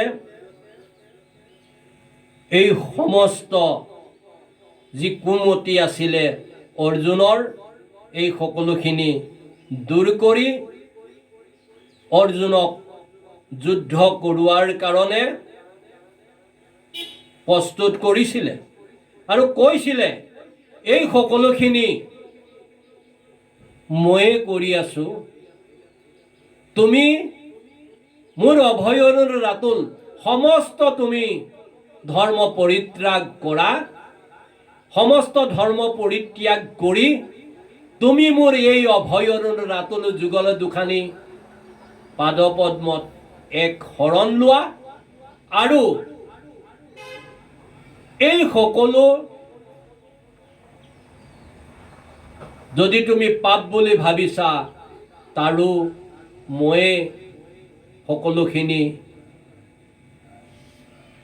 সৌভাগ্য কৰাম তুমি তাক লৈ চিন্তা কৰিব নালাগে আৰু সকলোখিনি ময়ে কৰাই আছো আৰু সকলোৱে আয়ুস যে তেওঁ হৰাইছে কেৱল মাত্ৰ অৰ্জুন নিমিত্তহে সেই সকলোখিনি জ্ঞানৰ জৰিয়তে অৰ্জুনৰ কুমতি শেষ কৰি ঈশ্বৰ পুৰুষে এই সমস্ত যি দুষ্টক দমন সন্তক পালন অধৰ্মিক নাশ কৰি ধৰ্মক স্থাপন এই সমস্ত সৌভাগ্য কৰাইছিলে আৰু সেইখিনি আমালৈও দেখুৱাই গৈছে যে এই সকলোখিনি আমিও যেনেকৈ এই সংসাৰখনত যিমান নিজে কৰি আছো বুলি ভাবি আছো এই সকলোখিনি গৰাকী সেই ঈশ্বৰ পুৰুষেই আমি কেৱল মাত্ৰ নিমিত্ত সেই কথাটো আমি কেতিয়াও পাহৰি যাব নালাগে আৰু আমাকো বৈকুণ্ঠৰ কল্পতৰু শ্ৰীমদ ভাগৱত শাস্ত্ৰ মহাপুৰাণ জ্ঞান যজ্ঞৰ পদচন্দৰ জৰিয়তে এই সকলোখিনি সৌভাগ্য কৰাইছে কৃষ্ণ কৃষ্ণ কৃষ্ণ এ ৰাম ভকত বৎসল কৰুণা সাগৰ কৰাও গতি গতি হে প্ৰাণ কৃষ্ণ তোমাৰ চৰণে সততে থাকো ৰতি হে ভকতৰ বৎসল কৰুণাৰ সাগৰ কৃপাৰ সাগৰ দয়াৰ সাগৰ ভকতক তুমি কৰুণা কৰা দয়া কৰা কৃপা কৰা। আৰু আজিও মোৰ এই সময়ত ভীষ্ম পিতামহে ক'ব বিচাৰিছে, হে অগতিৰ গতি, হে প্ৰাণকৃষ্ণ, তোমাৰ চৰণত সততে মোৰ ৰতি থাকক, সেইখিনি মোক কৃপা কৰা। আৰু এইখিনি আমাকো দেখাইছে, হে ভকত বৈষ্ণৱ, বাপ বান্ধৱ আই মাতৃ সব, যে ঈশ্বৰ পুৰুষৰ অভয় অৰুণ ৰাতুল যুগল দুখানি শ্ৰী চৰণত পাদ পদ্মত আমি সদায় সপ্ৰেম নিষ্কাম ভকতি কৰি আমি সদায় প্ৰাৰ্থনা কৰিব লাগে যে হে প্ৰাণকৃষ্ণ, তোমাৰ চৰণত সততে আমাৰ সপ্ৰেম নিষ্কাম ভকতি হৈ থাকক। তুমি অগতিৰ গতি, তুমি কৰুণাময়, তুমি দয়াৰ সাগৰ, তুমি কৰুণাৰ সাগৰ। তোমাৰ কৃপাতে হে আমি এই সমস্ত সুন্দৰকৈ চলি ফিৰি আছো। নিৰোগী জীৱন এটা তুমিয়েহে কৃপা দৃষ্টি কৰিছা। আৰু সদায় ভাল যিখিনি সেইখিনি আমাক দেখুৱাই দিয়া, আৰু বেয়া যিখিনি সেইখিনিৰ পৰা আমাক আঁতৰাই ৰাখা, আৰু সেইখিনি কৃপা কৰা হে ভকত বৎসল ভগৱন্ত মহাপ্ৰভু দেৱৰুদেৱ ঈশ্বৰ শ্ৰীকৃষ্ণ। হৰি যিমান দুখ আছে সেই সকলোখিনি তুমি হৰণ কৰি লৈ যোৱা। কোন অনুগ্ৰহ নকৰিলা মোক ভকত বৎসল, তুমি কৃষ্ণৰ পৰম উপকাৰ স্মৰি কান্দিলন্ত হুমি। হে ভগৱন্ত মহাপ্ৰভু দেৱৰুদেৱ ঈশ্বৰ শ্ৰীকৃষ্ণ, ভীষ্ম পিতামহে মৃত্যুৰ সময়ত হৰশয্যাত কৈ আছে যে তুমি মোক কি অনুগ্ৰহ কৰা নাই। হে ভকত বৎসল ঈশ্বৰ শ্ৰীকৃষ্ণ, কৃপাৰ সাগৰ, দয়াৰ সাগৰ, কৰুণাৰ সাগৰ, সেই কৃষ্ণৰ যি পৰম উপকাৰ স্মৰণ কৰি কৰি হৰশয্যাত মৃত্যুৰ সময়ত ভীষ্ম পিতামহে হুমিকৈ কান্দিব লৈছে যে তুমি ভগৱান, তুমি ভকতৰ কাৰণে কি নকৰা? তোমাৰ সেই উপকাৰ মই এতিয়া স্মৰণ কৰি আছো। কৃষ্ণ কৃষ্ণ কৃষ্ণ তীক্ষ্ণ তৰসৰে কবজ ভেদিলা, কোপে আতিত কাম্পে, মোক ক্ৰোধ কৰি কৰে চক্ৰ ধৰি, ৰথৰ নামিলা জাম্পে। হে ভগৱন্ত মহাপ্ৰভু দেৱৰুদেৱ ঈশ্বৰ শ্ৰীকৃষ্ণ, কুৰুক্ষেত্ৰ যুদ্ধত যেতিয়া তীক্ষ্ণ তৰসৰে কবজ মই ভেদিছিলো, তুমি খঙৰ ভমকত তোমাৰ সৰ্বশৰীৰ কঁপি উঠিছিলে। মোক ক্ৰোধ কৰি হাতত সেই চক্ৰ ধৰি ৰথৰ চকালৈ তুমি ৰথৰ পৰা জাপ মাৰি নামিছিলা আৰু হে ভকত বৎসল হৰি কৃষ্ণ মোক কাটিবাক বেগে জান্ত খেদি পৃথিৱী খণ্ড লৰাই অৰ্জুনে পদত ধৰন্ত কুধত চলন্ত টাংকুচে ৰাই। হে ভগৱন্ত মহাপ্ৰভু দেৱৰুদেৱ ঈশ্বৰ শ্ৰীকৃষ্ণ, মোক তুমি তেতিয়া কাটিবৰ কাৰণে পৃথিৱী গোটেই যেনে লৰাই মোক খেদি আহিছিলা।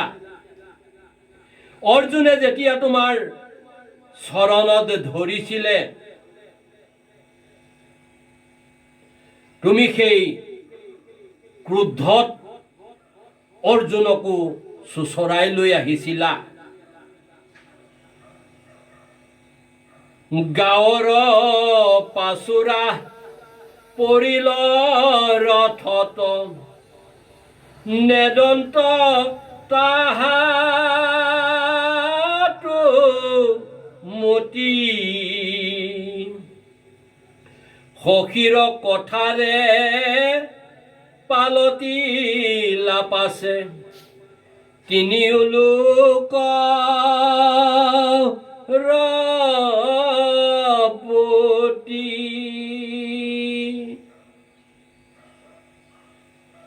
গাঁৱৰ যি পাচোৰা ৰথত পৰিছিলে তালৈও তুমি একো ভূক্ষেপ কৰা নাছিলা। অৰ্জুন সখীৰ কাতৰেৰে যেতিয়া তোমাক তেওঁ অনুনয় বিনুনয় কৰিছিলে, হে স্বৰ্গ মৰ্ত্য পাতাল তিনি তলৈকৰ গৰাকী, তেতিয়া তুমি অকমান শান্ত হৈছিলা। মই সেইবোৰ তুমি যে ভকত বৎসল হৰি হয় মই সেইখিনি দেখি আছিলো।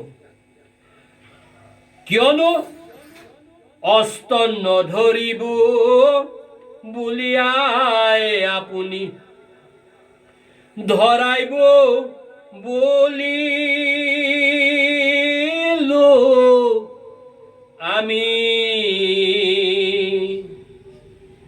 নিজ অংগীকাৰ চন্ন কৰি মূৰ প্ৰতিজ্ঞা ৰাখিলা স্বামী। হে ভগৱন্ত মহাপ্ৰভু দেৱৰুদেৱ ঈশ্বৰ শ্ৰীকৃষ্ণ, তুমি কুৰুক্ষেত্ৰ ৰণত অস্ত্ৰ নধৰো বুলি প্ৰতিজ্ঞা কৰিছিলা, কিন্তু ময়ো তোমাক অস্ত্ৰ ধৰাম বুলি প্ৰতিজ্ঞা কৰিছিলো। ভীষ্ম পিতামহে ক'ব বিচাৰিছে সেই হৰসজ্জাত ভকত বৎসল হৰি ভগৱন্ত মহাপ্ৰভু দেৱৰুদেৱ ঈশ্বৰ শ্ৰীকৃষ্ণৰ যি চৰিত্ৰ সেই সম্পৰ্কে। কিন্তু নিজ যি অংগীকাৰ সকলোখিনি তুমি চন্ন কৰিছিলা, মোৰ প্ৰতিজ্ঞা ৰক্ষা কৰা কাৰণে হে জগতৰ তিনি তলৈকৰ স্বৰ্গ মৰ্ত্য পাতালৰ স্বামী ভগৱন্ত মহাপ্ৰভু দেৱৰুদেৱ ঈশ্বৰ শ্ৰীকৃষ্ণ, তুমি তেনেকুৱা যে নিজৰ প্ৰতিজ্ঞা ভংগ কৰি হলেও নিজৰ অংগীকাৰ ভংগ কৰি হলেও ভকতৰ কথা ৰক্ষা কৰা আৰু তোমাৰ যি দুষ্টক দমন, সন্তক পালন, অধৰ্মক নাশ কৰি ধৰ্মক স্থাপন কৰিবৰ কাৰণে যি তুমি শ্ৰী শ্ৰী গুৰুজনাৰ মতে চতুৰ্বিংশতিতম অৱতাৰ লৈছিলা, সেই সমস্ত অৱতাৰ ভক্তৰ ইচ্ছাৰ হিচাপতে লৈছিলা আৰু ভকতৰ কাৰণে তুমি যি নিজৰ অংগীকাৰো নাৰাখি ভকতৰ প্ৰতিজ্ঞা ৰক্ষা কৰা, তুমি এটো ভকত বৎসল হৰি ভগৱন্ত মহাপ্ৰভু দেৱৰু দেৱী ঈশ্বৰ শ্ৰীকৃষ্ণ, তোমাৰ এইখিনি গুণ আছে আৰু সেই সমস্ত গুণ থাকাৰ পিছতো যদি আমি তোমাক ভগৱান ঈশ্বৰ পুৰুষ বুলি সপ্ৰেম নিষ্কাম ভকতি নকৰো, তেতিয়াহ'লে আমাৰ দৰে আৰু দুৰ্ভগীয়া এই সংসাৰত কোনো নাই। তুমি আমাক এই সুন্দৰ পৃথিৱীখনলৈ জন্ম দিয়াৰ আমি একো সাৰ্থকতাই কৰিব নোৱাৰিলো। যদিহে তুমি ভগৱান, আমি ভক্ত, সেই ভাৱটো যদি আমি আনি তোমাৰ এই অভয়ৰণ ৰাতুল যুগল দুখানি পাদ পদ্মত সপ্ৰেম ভকতি নিষ্কাম ভকতি কৰিব নোৱাৰো, তেতিয়াহ'লে আমি এই সুন্দৰ পৃথিৱীখনত জন্ম লৈ খাওঁ পিয় মজ কৰোঁ, তাৰ বাদে আৰু একোৱে নহ'ব। আমাৰ বোলে আহিল কণা গ'ল কণা, সাগৰী কাটিলে তিনি কণা, তেনেকুৱা এটাই অৱস্থা হ'ব। পুনৰূপী জনমম পুনৰূপী মৰণম, পুনৰূপী জনমম পুনৰূপী মৰণম। আৰু এই যি 84 লক্ষ জন্মজনী পৰিভ্ৰমণ কৰি কৰি জন্ম জন্মান্তৰৰ প্ৰাৰব্ধ আৰু সাঞ্চিত সুফলৰ বিনিময়ত দেৱতাৰো দুৰ্লভ মনুষ্য জন্ম পালো, তাৰ একো অৰ্থই নাথাকিব। আৰু পৰৱৰ্তী জন্মত আমি যে মনুষ্য জন্ম পাম তাৰ কোনো নিশ্চয়তা যিহেতু নাই, আমি আকৌ জন্ম মৃত্যু চক্ৰত যাতে গৈ কষ্ট খাব নালাগে, সেই মাতৃৰ অকমান ঠাইতে আমি 10 মাহ 10 দিন যি দুখ কষ্ট যান্ত্ৰণা খাই আমি নৰক যান্ত্ৰণা ভুগি থাকিব লগা হৈছিলে। আৰু সেইখিনি সময়তে আপোনাক হাতযোৰ কৰি আমি সদায় প্ৰাৰ্থনা কৰি আছিলোঁ, হে ভগৱন্ত মহাপ্ৰভু দেৱৰু দেৱ ঈশ্বৰ শ্ৰীকৃষ্ণ ঈশ্বৰ পুৰুষ, আমাক পৃথিৱীলৈ ভূমিষ্ঠ কৰোৱাই দিয়া, ভালভাৱে কষ্ট বেছি নোপোৱাকৈ।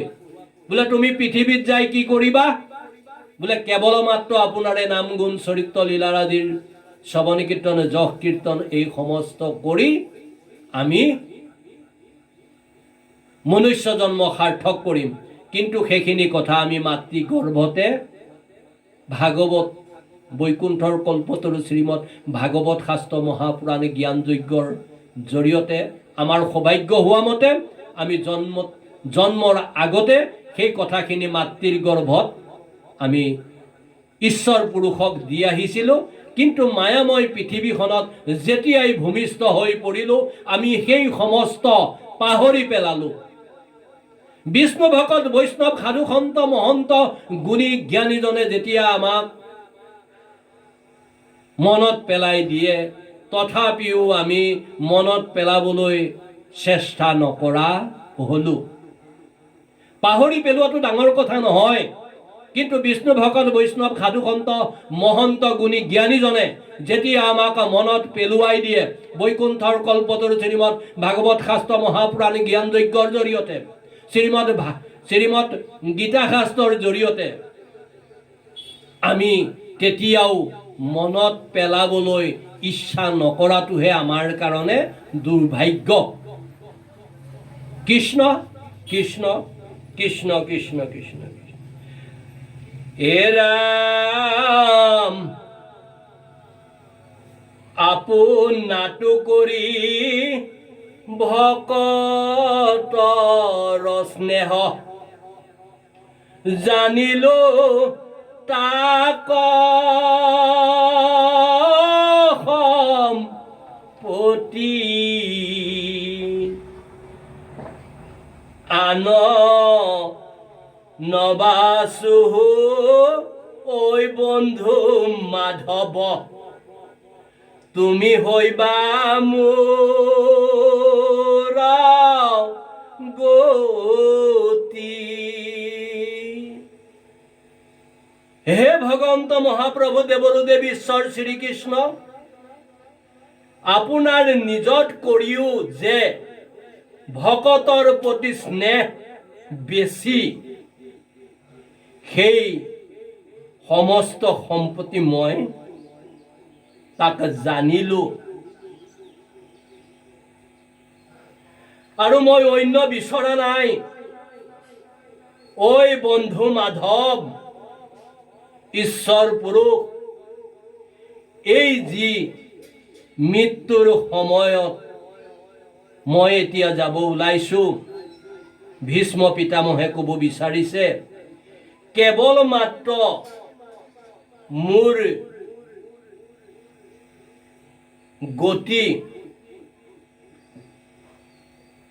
আপোনাৰে অভয়ৰ ৰাতুল যুগল দুখানি শ্ৰীচৰণ, যি শংখ চক্ৰ গদা পদ্মধাৰী ৰূপ মোৰ হৃদয়ত স্থাপনা কৰক আৰু আপোনাৰে নাম লৈ যাতে মই মোৰ এই মৃত্যু সাৰ্থক কৰি মোৰ গতি পাব পাৰোঁ, তাৰ কাৰণেহে মই এই অন্তিম সময়ত আপোনাক প্ৰাৰ্থনা জনাইছোঁ।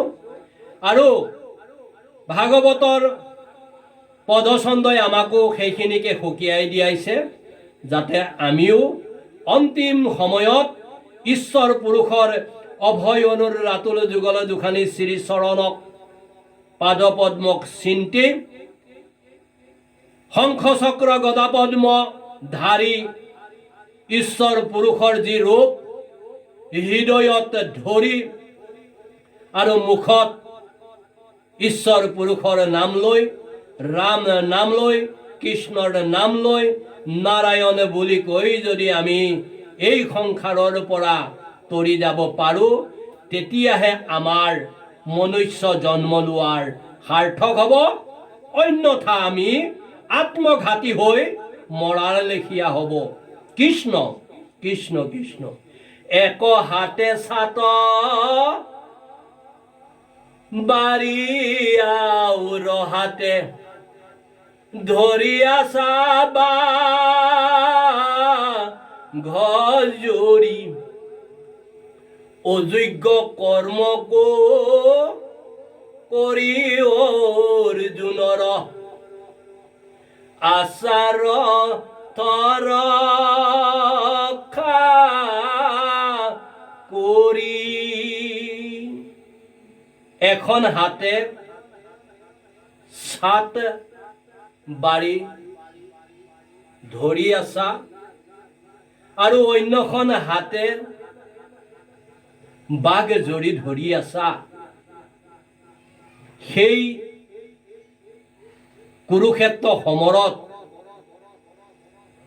অযোগ্য কৰ্মকো যি অৰ্জুনৰ হাতেৰে তুমি কৰাই আছা, আৰু তথাপিও তেওঁক ৰক্ষা কৰি আছা। হে ভকত বৎসল হৰি, যেতিয়া অৰ্জুনে তেওঁৰ চৰণত এক শৰণ ল'লে, তেতিয়াই কৈছে যে তুমি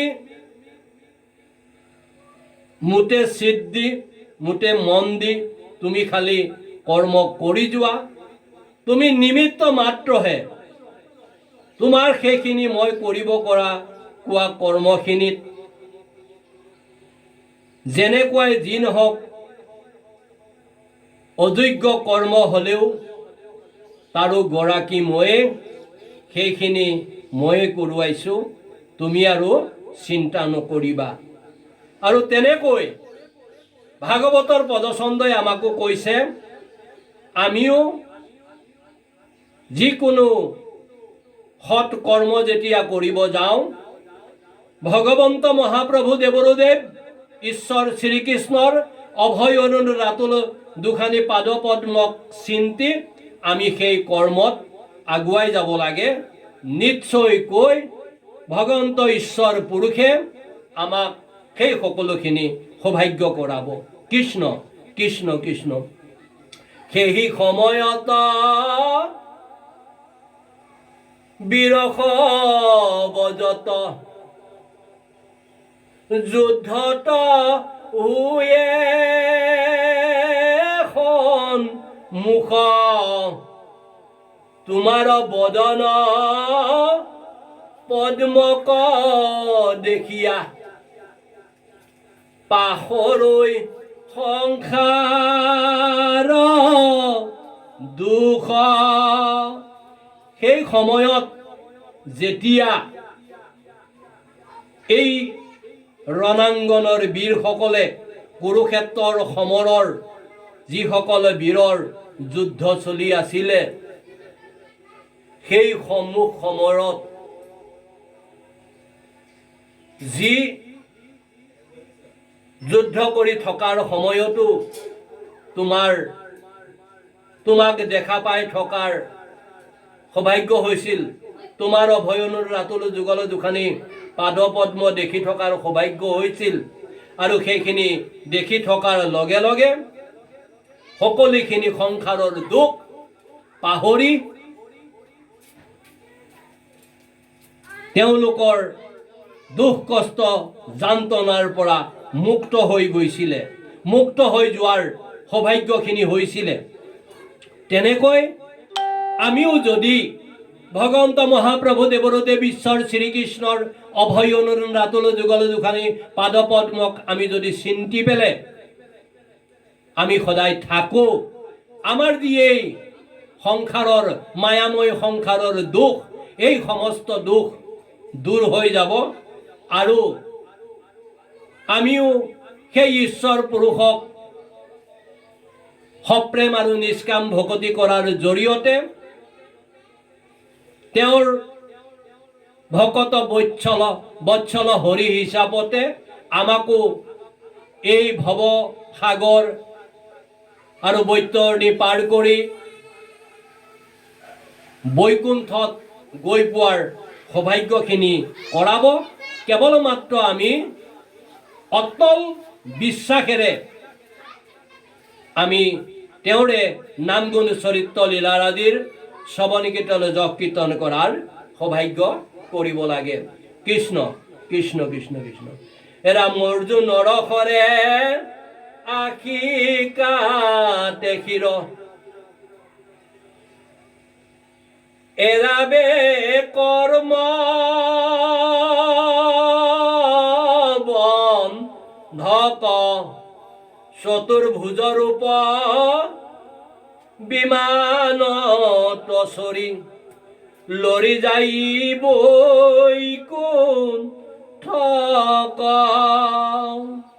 সেই কুৰুক্ষেত্ৰৰ ৰণত যেতিয়াই অৰ্জুনে এফালৰ পৰা সকলোকে যুদ্ধত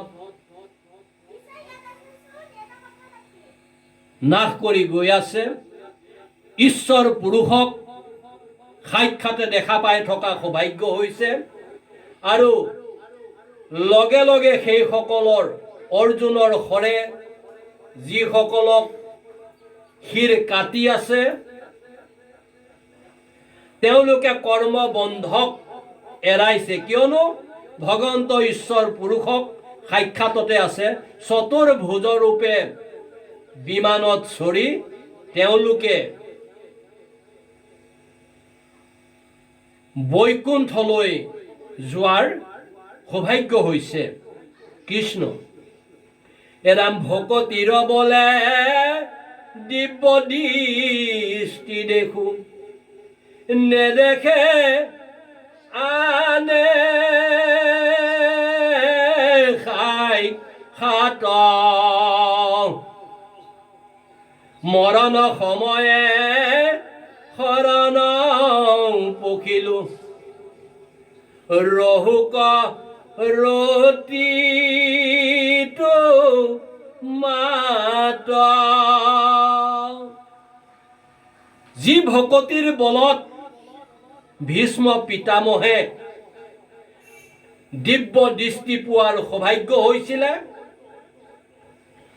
সেই সকলোখিনিৰ জৰিয়তে এই সকলোখিনি তেওঁ দেখা পোৱাৰ সৌভাগ্য হৈছিলে কিন্তু কুৰুক্ষেত্ৰ ৰণত অন্যসকলে সেইখিনি দেখা পোৱাৰ সৌভাগ্য হোৱা নাছিলে কিয়নো অন্যসকলৰ দিব্য শক্তি সৌভাগ্য হোৱা নাছিলে আৰু সেই ভীষ্ম পিতামহে সেই সমস্ত দেখি তেওঁ ক'ব বিচাৰিছে যে মৰণৰ সময়ত হে ভগৱন্ত ঈশ্বৰ পুৰুষ আপোনাৰ চৰণত মই শৰণে পখিছোঁ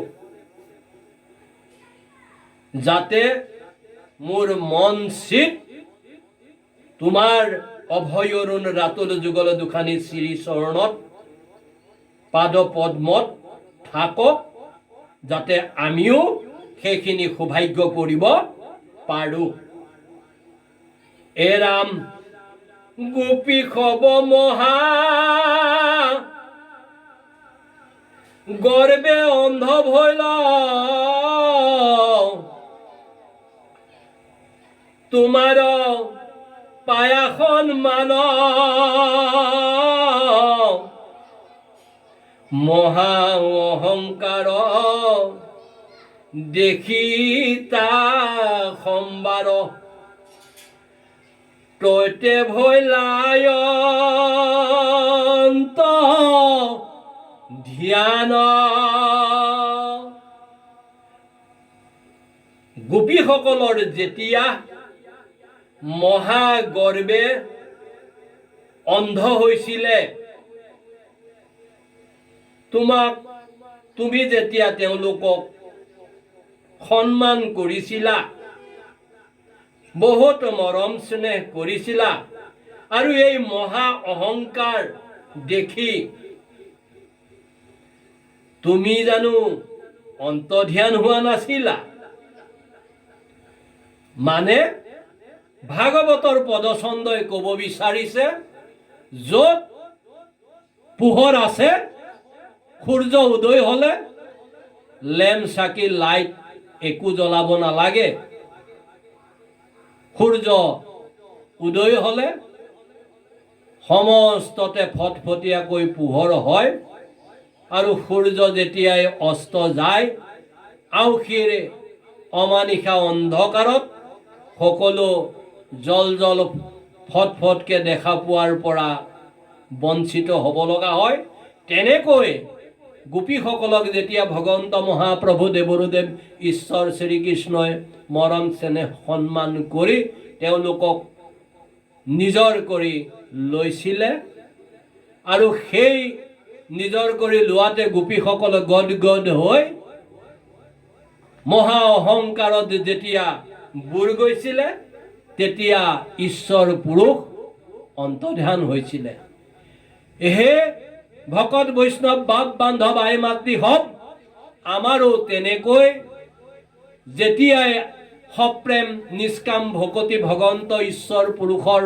অভয়ৰণ ৰাতুল যুগল দুখানি পাদ পদ্মত আমাৰ থাকিব তেতিয়া ঈশ্বৰ পুৰুষে আমাক কৃপা দৃষ্টি কৰিব দয়া কৰিব কিয়নো তেওঁ দয়াৰ সাগৰ কৃপাৰ সাগৰ আমাক কৰোণা কৰিব কৰোণাৰ সাগৰ কিন্তু যদি অহংকাৰ আহি পায় লগে লগে সমস্ত নাইকিয়া হৈ যায় যে দিন যায় ৰাতি হ'ল আমাৰ গোটেই ভিতৰত অহংকাৰ হোৱাৰ লগে লগে আউসিৰ যি অন্ধকাৰ সেই অন্ধকাৰে ঢাকি ধৰা লেখীয়া হয় গতিকে অহংকাৰ বৰ্জন কৰি সেইখিনিকে জানি ভগৱন্ত মহাপ্ৰভু দেৱৰুদেৱ ঈশ্বৰ শ্ৰীকৃষ্ণৰ অভয় অৰুণ ৰাতুল যুগল দুখানী শ্ৰীচৰণত আমি সপ্ৰেম নিষ্কাম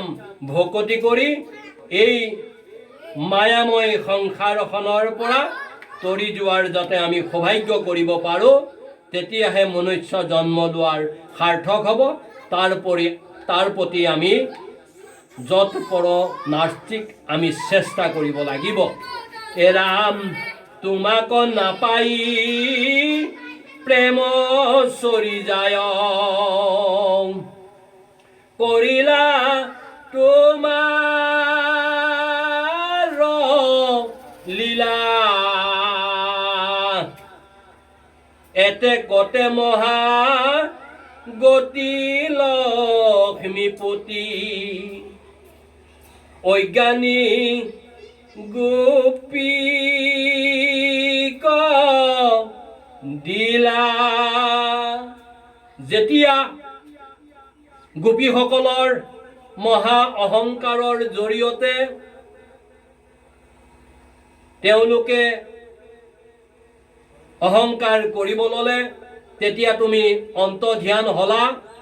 আৰু যেতিয়াই গোপীসকলে তোমাক নোপোৱা হ'ল, তেওঁলোকৰ প্ৰেম চৰি গ'ল আৰু উপায় নাপায় তোমাৰ যি লীলা চৰিত্ৰ এই সকলোখিনি তেওঁলোকে যি শ্ৰী শ্ৰীকৃষ্ণৰ মহা ৰাসলীলা গোপীসকলে কৰিব ধৰিলে, তুমি ভকত বৎসল হৰি তেতিয়াই হে লক্ষ্মীপতি ভগৱন্ত মহাপ্ৰভু দেৱৰুদেৱ ঈশ্বৰ শ্ৰীকৃষ্ণ সেই অজ্ঞানী গোপীসকলক তুমি জ্ঞানৰ পোহৰ দিলা। তেওঁলোকক যি অহংকাৰৰ অন্ধকাৰ তাৰ পৰা তুমি পোহৰলৈ আনিলা। আৰু ভাগৱতৰ পদচন্দই আমাক ক'ব বিচাৰিছে যে আমিও তেনেকৈ অহংকাৰ লৈ যদি ঈশ্বৰক ভকতি কৰোঁ, তেতিয়াহ'লে আমাৰ ঈশ্বৰ পুৰুষে কৃপা দৃষ্টি নকৰিব। গোপীসকলৰ দৰে যেতিয়া ভগৱন্ত মহাপ্ৰভু দেৱৰুদেৱ ঈশ্বৰ শ্ৰীকৃষ্ণৰ নাম গুণ চৰিত্ৰ লীলাৰাদিৰ শ্ৰৱণ কীৰ্তন যশ কীৰ্তন কৰাৰ সৌভাগ্য হ'ম, ভকত বৎসল হৰি ভগৱন্তই আমাক অৱশ্যে কৃপা দৃষ্টি কৰিব, তাত কোনো সন্দেহ থাকিব নালাগে। আৰু সেইখিনিকে চিন্তি আমি ভগৱন্ত মহাপ্ৰভু দেৱৰুদেৱ ঈশ্বৰ শ্ৰীকৃষ্ণৰ পুৰুষৰ যেনেকৈ গোপীসকলে বাল্য লীলাৰ পৰা সমস্ত লীলা কৰিছিলে, ঈশ্বৰ কৃষ্ণ অন্তৰ্ধান হোৱাৰ পিছত আমিও তেনেকৈ যদি ভগৱন্ত মহাপ্ৰভু দেৱৰুদেৱ ঈশ্বৰ শ্ৰীকৃষ্ণৰ নাম গুণ চৰিত্ৰ লীলাৰাদিৰ শ্ৰৱণ কীৰ্তন যশ কীৰ্তন কৰি তেওঁৰে যি এই হৰিৰ নাম তাত যদি আমি আশ্ৰয় লওঁ, তেতিয়াহ'লে আমিও এই মনুষ্য জন্ম উদ্ধাৰ হোৱাৰ সৌভাগ্য হ'ব। কৃষ্ণ কৃষ্ণ কৃষ্ণ কৃষ্ণ। আতি অপ্ৰয়াসে পাইলা পৰম পদ, দেৱৰো যিটো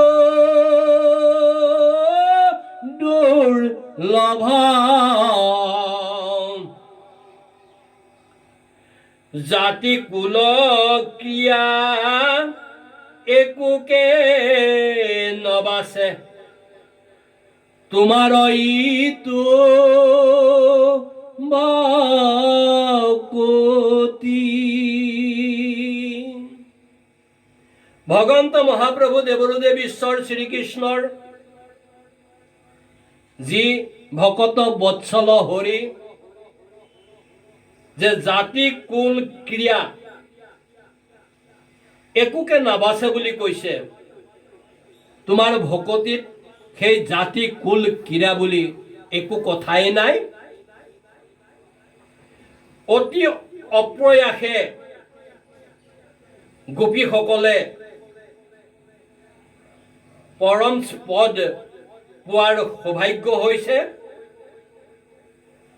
দেৱতাৰো যিজন দুৰ্লভ, দেৱতাসকলে যাক সহজতে পাব নোৱাৰে, দেৱতাসকলেও ইচ্ছা কৰে যে পৃথিৱীত গৈ মনুষ্য ৰূপে জন্ম লৈ ঈশ্বৰ পুৰুষৰ নাম গুণ চৰিত্ৰ লীলা আদিৰ শ্ৰৱণ কীৰ্তন যশ কীৰ্তন কৰিব পোৱা হয়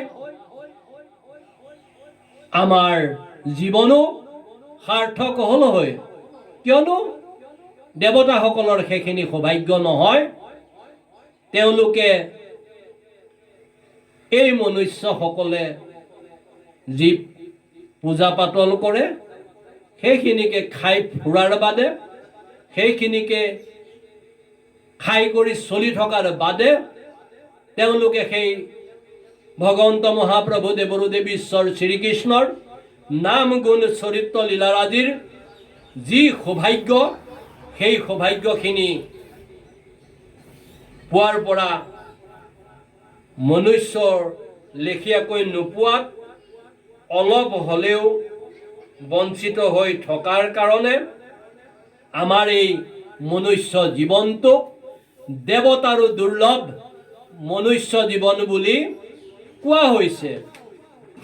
কিয়নো এই মনুষ্য জীৱনতহে আমি ভগৱন্ত মহাপ্ৰভু দেৱৰু দেৱ ঈশ্বৰ শ্ৰীকৃষ্ণৰ অভয় অৰুণ ৰাতুল যুগল দুখানী শ্ৰীচৰণত সপ্ৰেম ভকতি নিষ্কাম ভকতি কৰাৰ সৌভাগ্যখিনি হয়। আৰু তেনেকৈ ভাগৱতৰ পদচন্দই ক'ব বিচাৰিছে যে যাৰ আছে পুণ্য হৈ খ্যাত, শিখে পাতে কান কৃষ্ণৰ কথাত। অসংখ্যক পুণ্য থাকিলেহে কৃষ্ণ কথা সৌভাগ্য হয় বা কৃষ্ণ কথাত কাণ পতা হয়। অন্যথা সেই সকলোখিনি হাতত পাই বাটত হেৰুৱাৰ লেখীয়াকে সৌভাগ্যৰ পৰা আমি বঞ্চিত হ'ব লগা হয়। সেই কথাখিনি আমি জানিব লাগে। দেৱতাৰো দুৰ্লভ মনুষ্য জন্ম বুলি এইটো কাৰণেই কৈছে যে ভগৱন্ত মহাপ্ৰভু দেৱৰু দেৱ ঈশ্বৰ শ্ৰীকৃষ্ণই কৈছে, মই বৈকুণ্ঠতো নাথাকো, মই যোগীৰ হৃদয়তো নাথাকো, মই কেৱল মাত্ৰ মোৰ এই নাম গুণ চৰিত্ৰ লীলাৰাজিৰ কায় বাক্য মনে একমনে একচিতে একান্তভাৱে যিজন ভকত বৈষ্ণৱে মোৰ নাম লয় মই তাতে থাকো। হে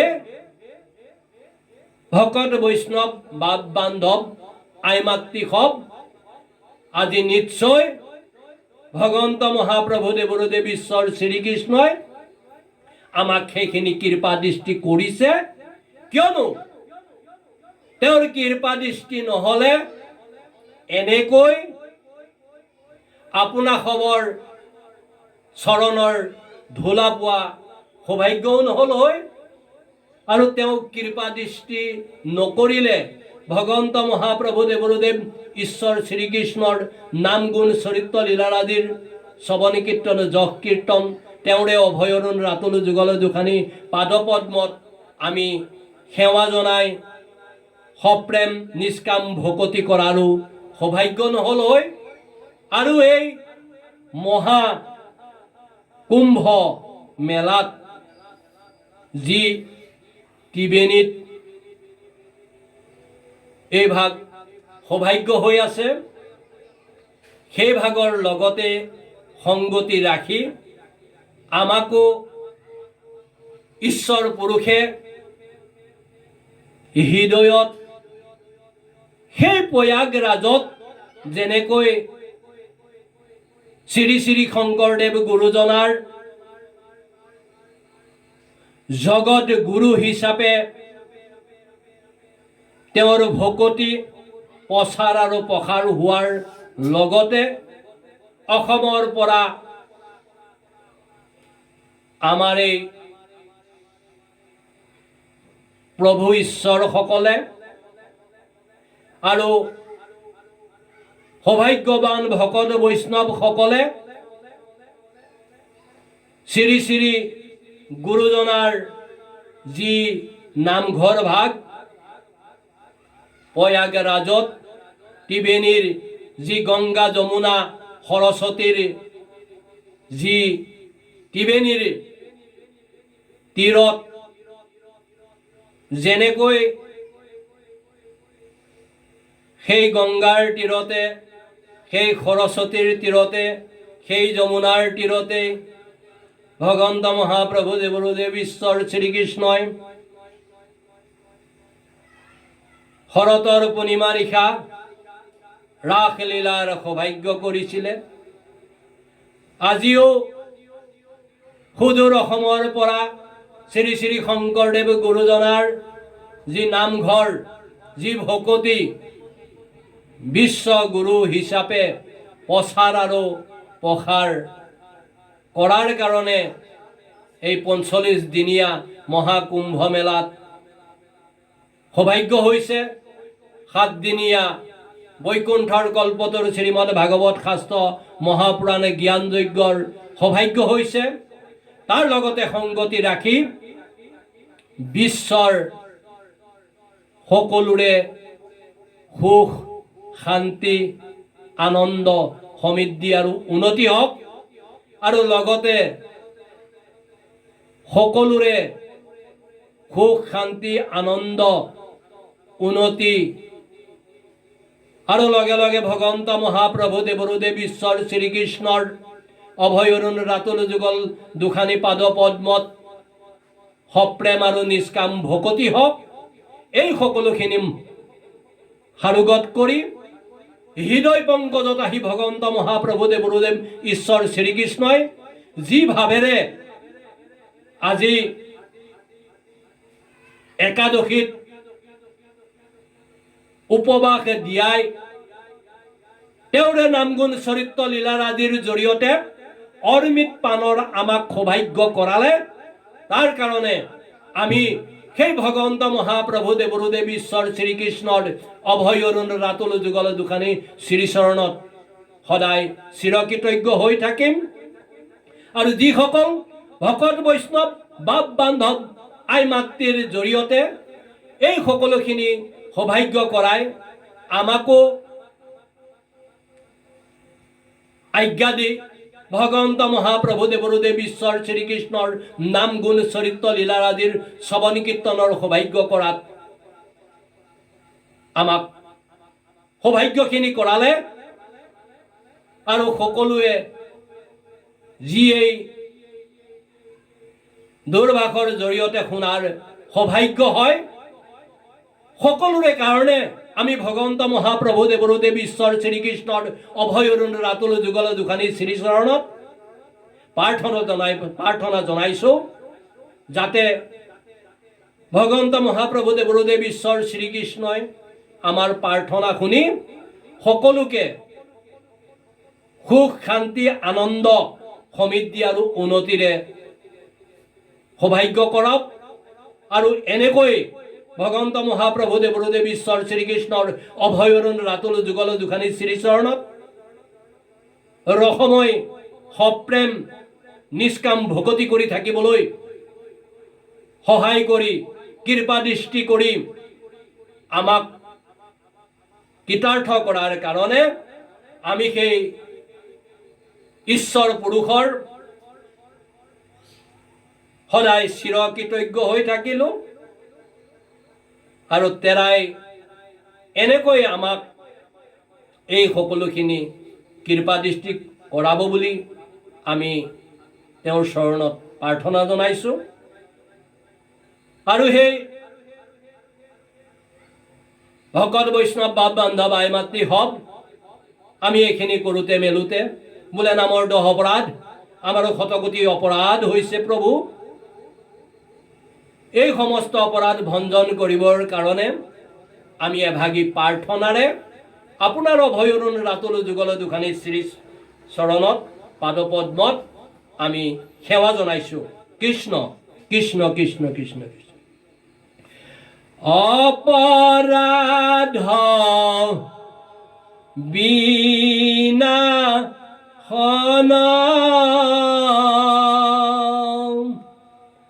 তয়ো নাম নাৰায়ণ,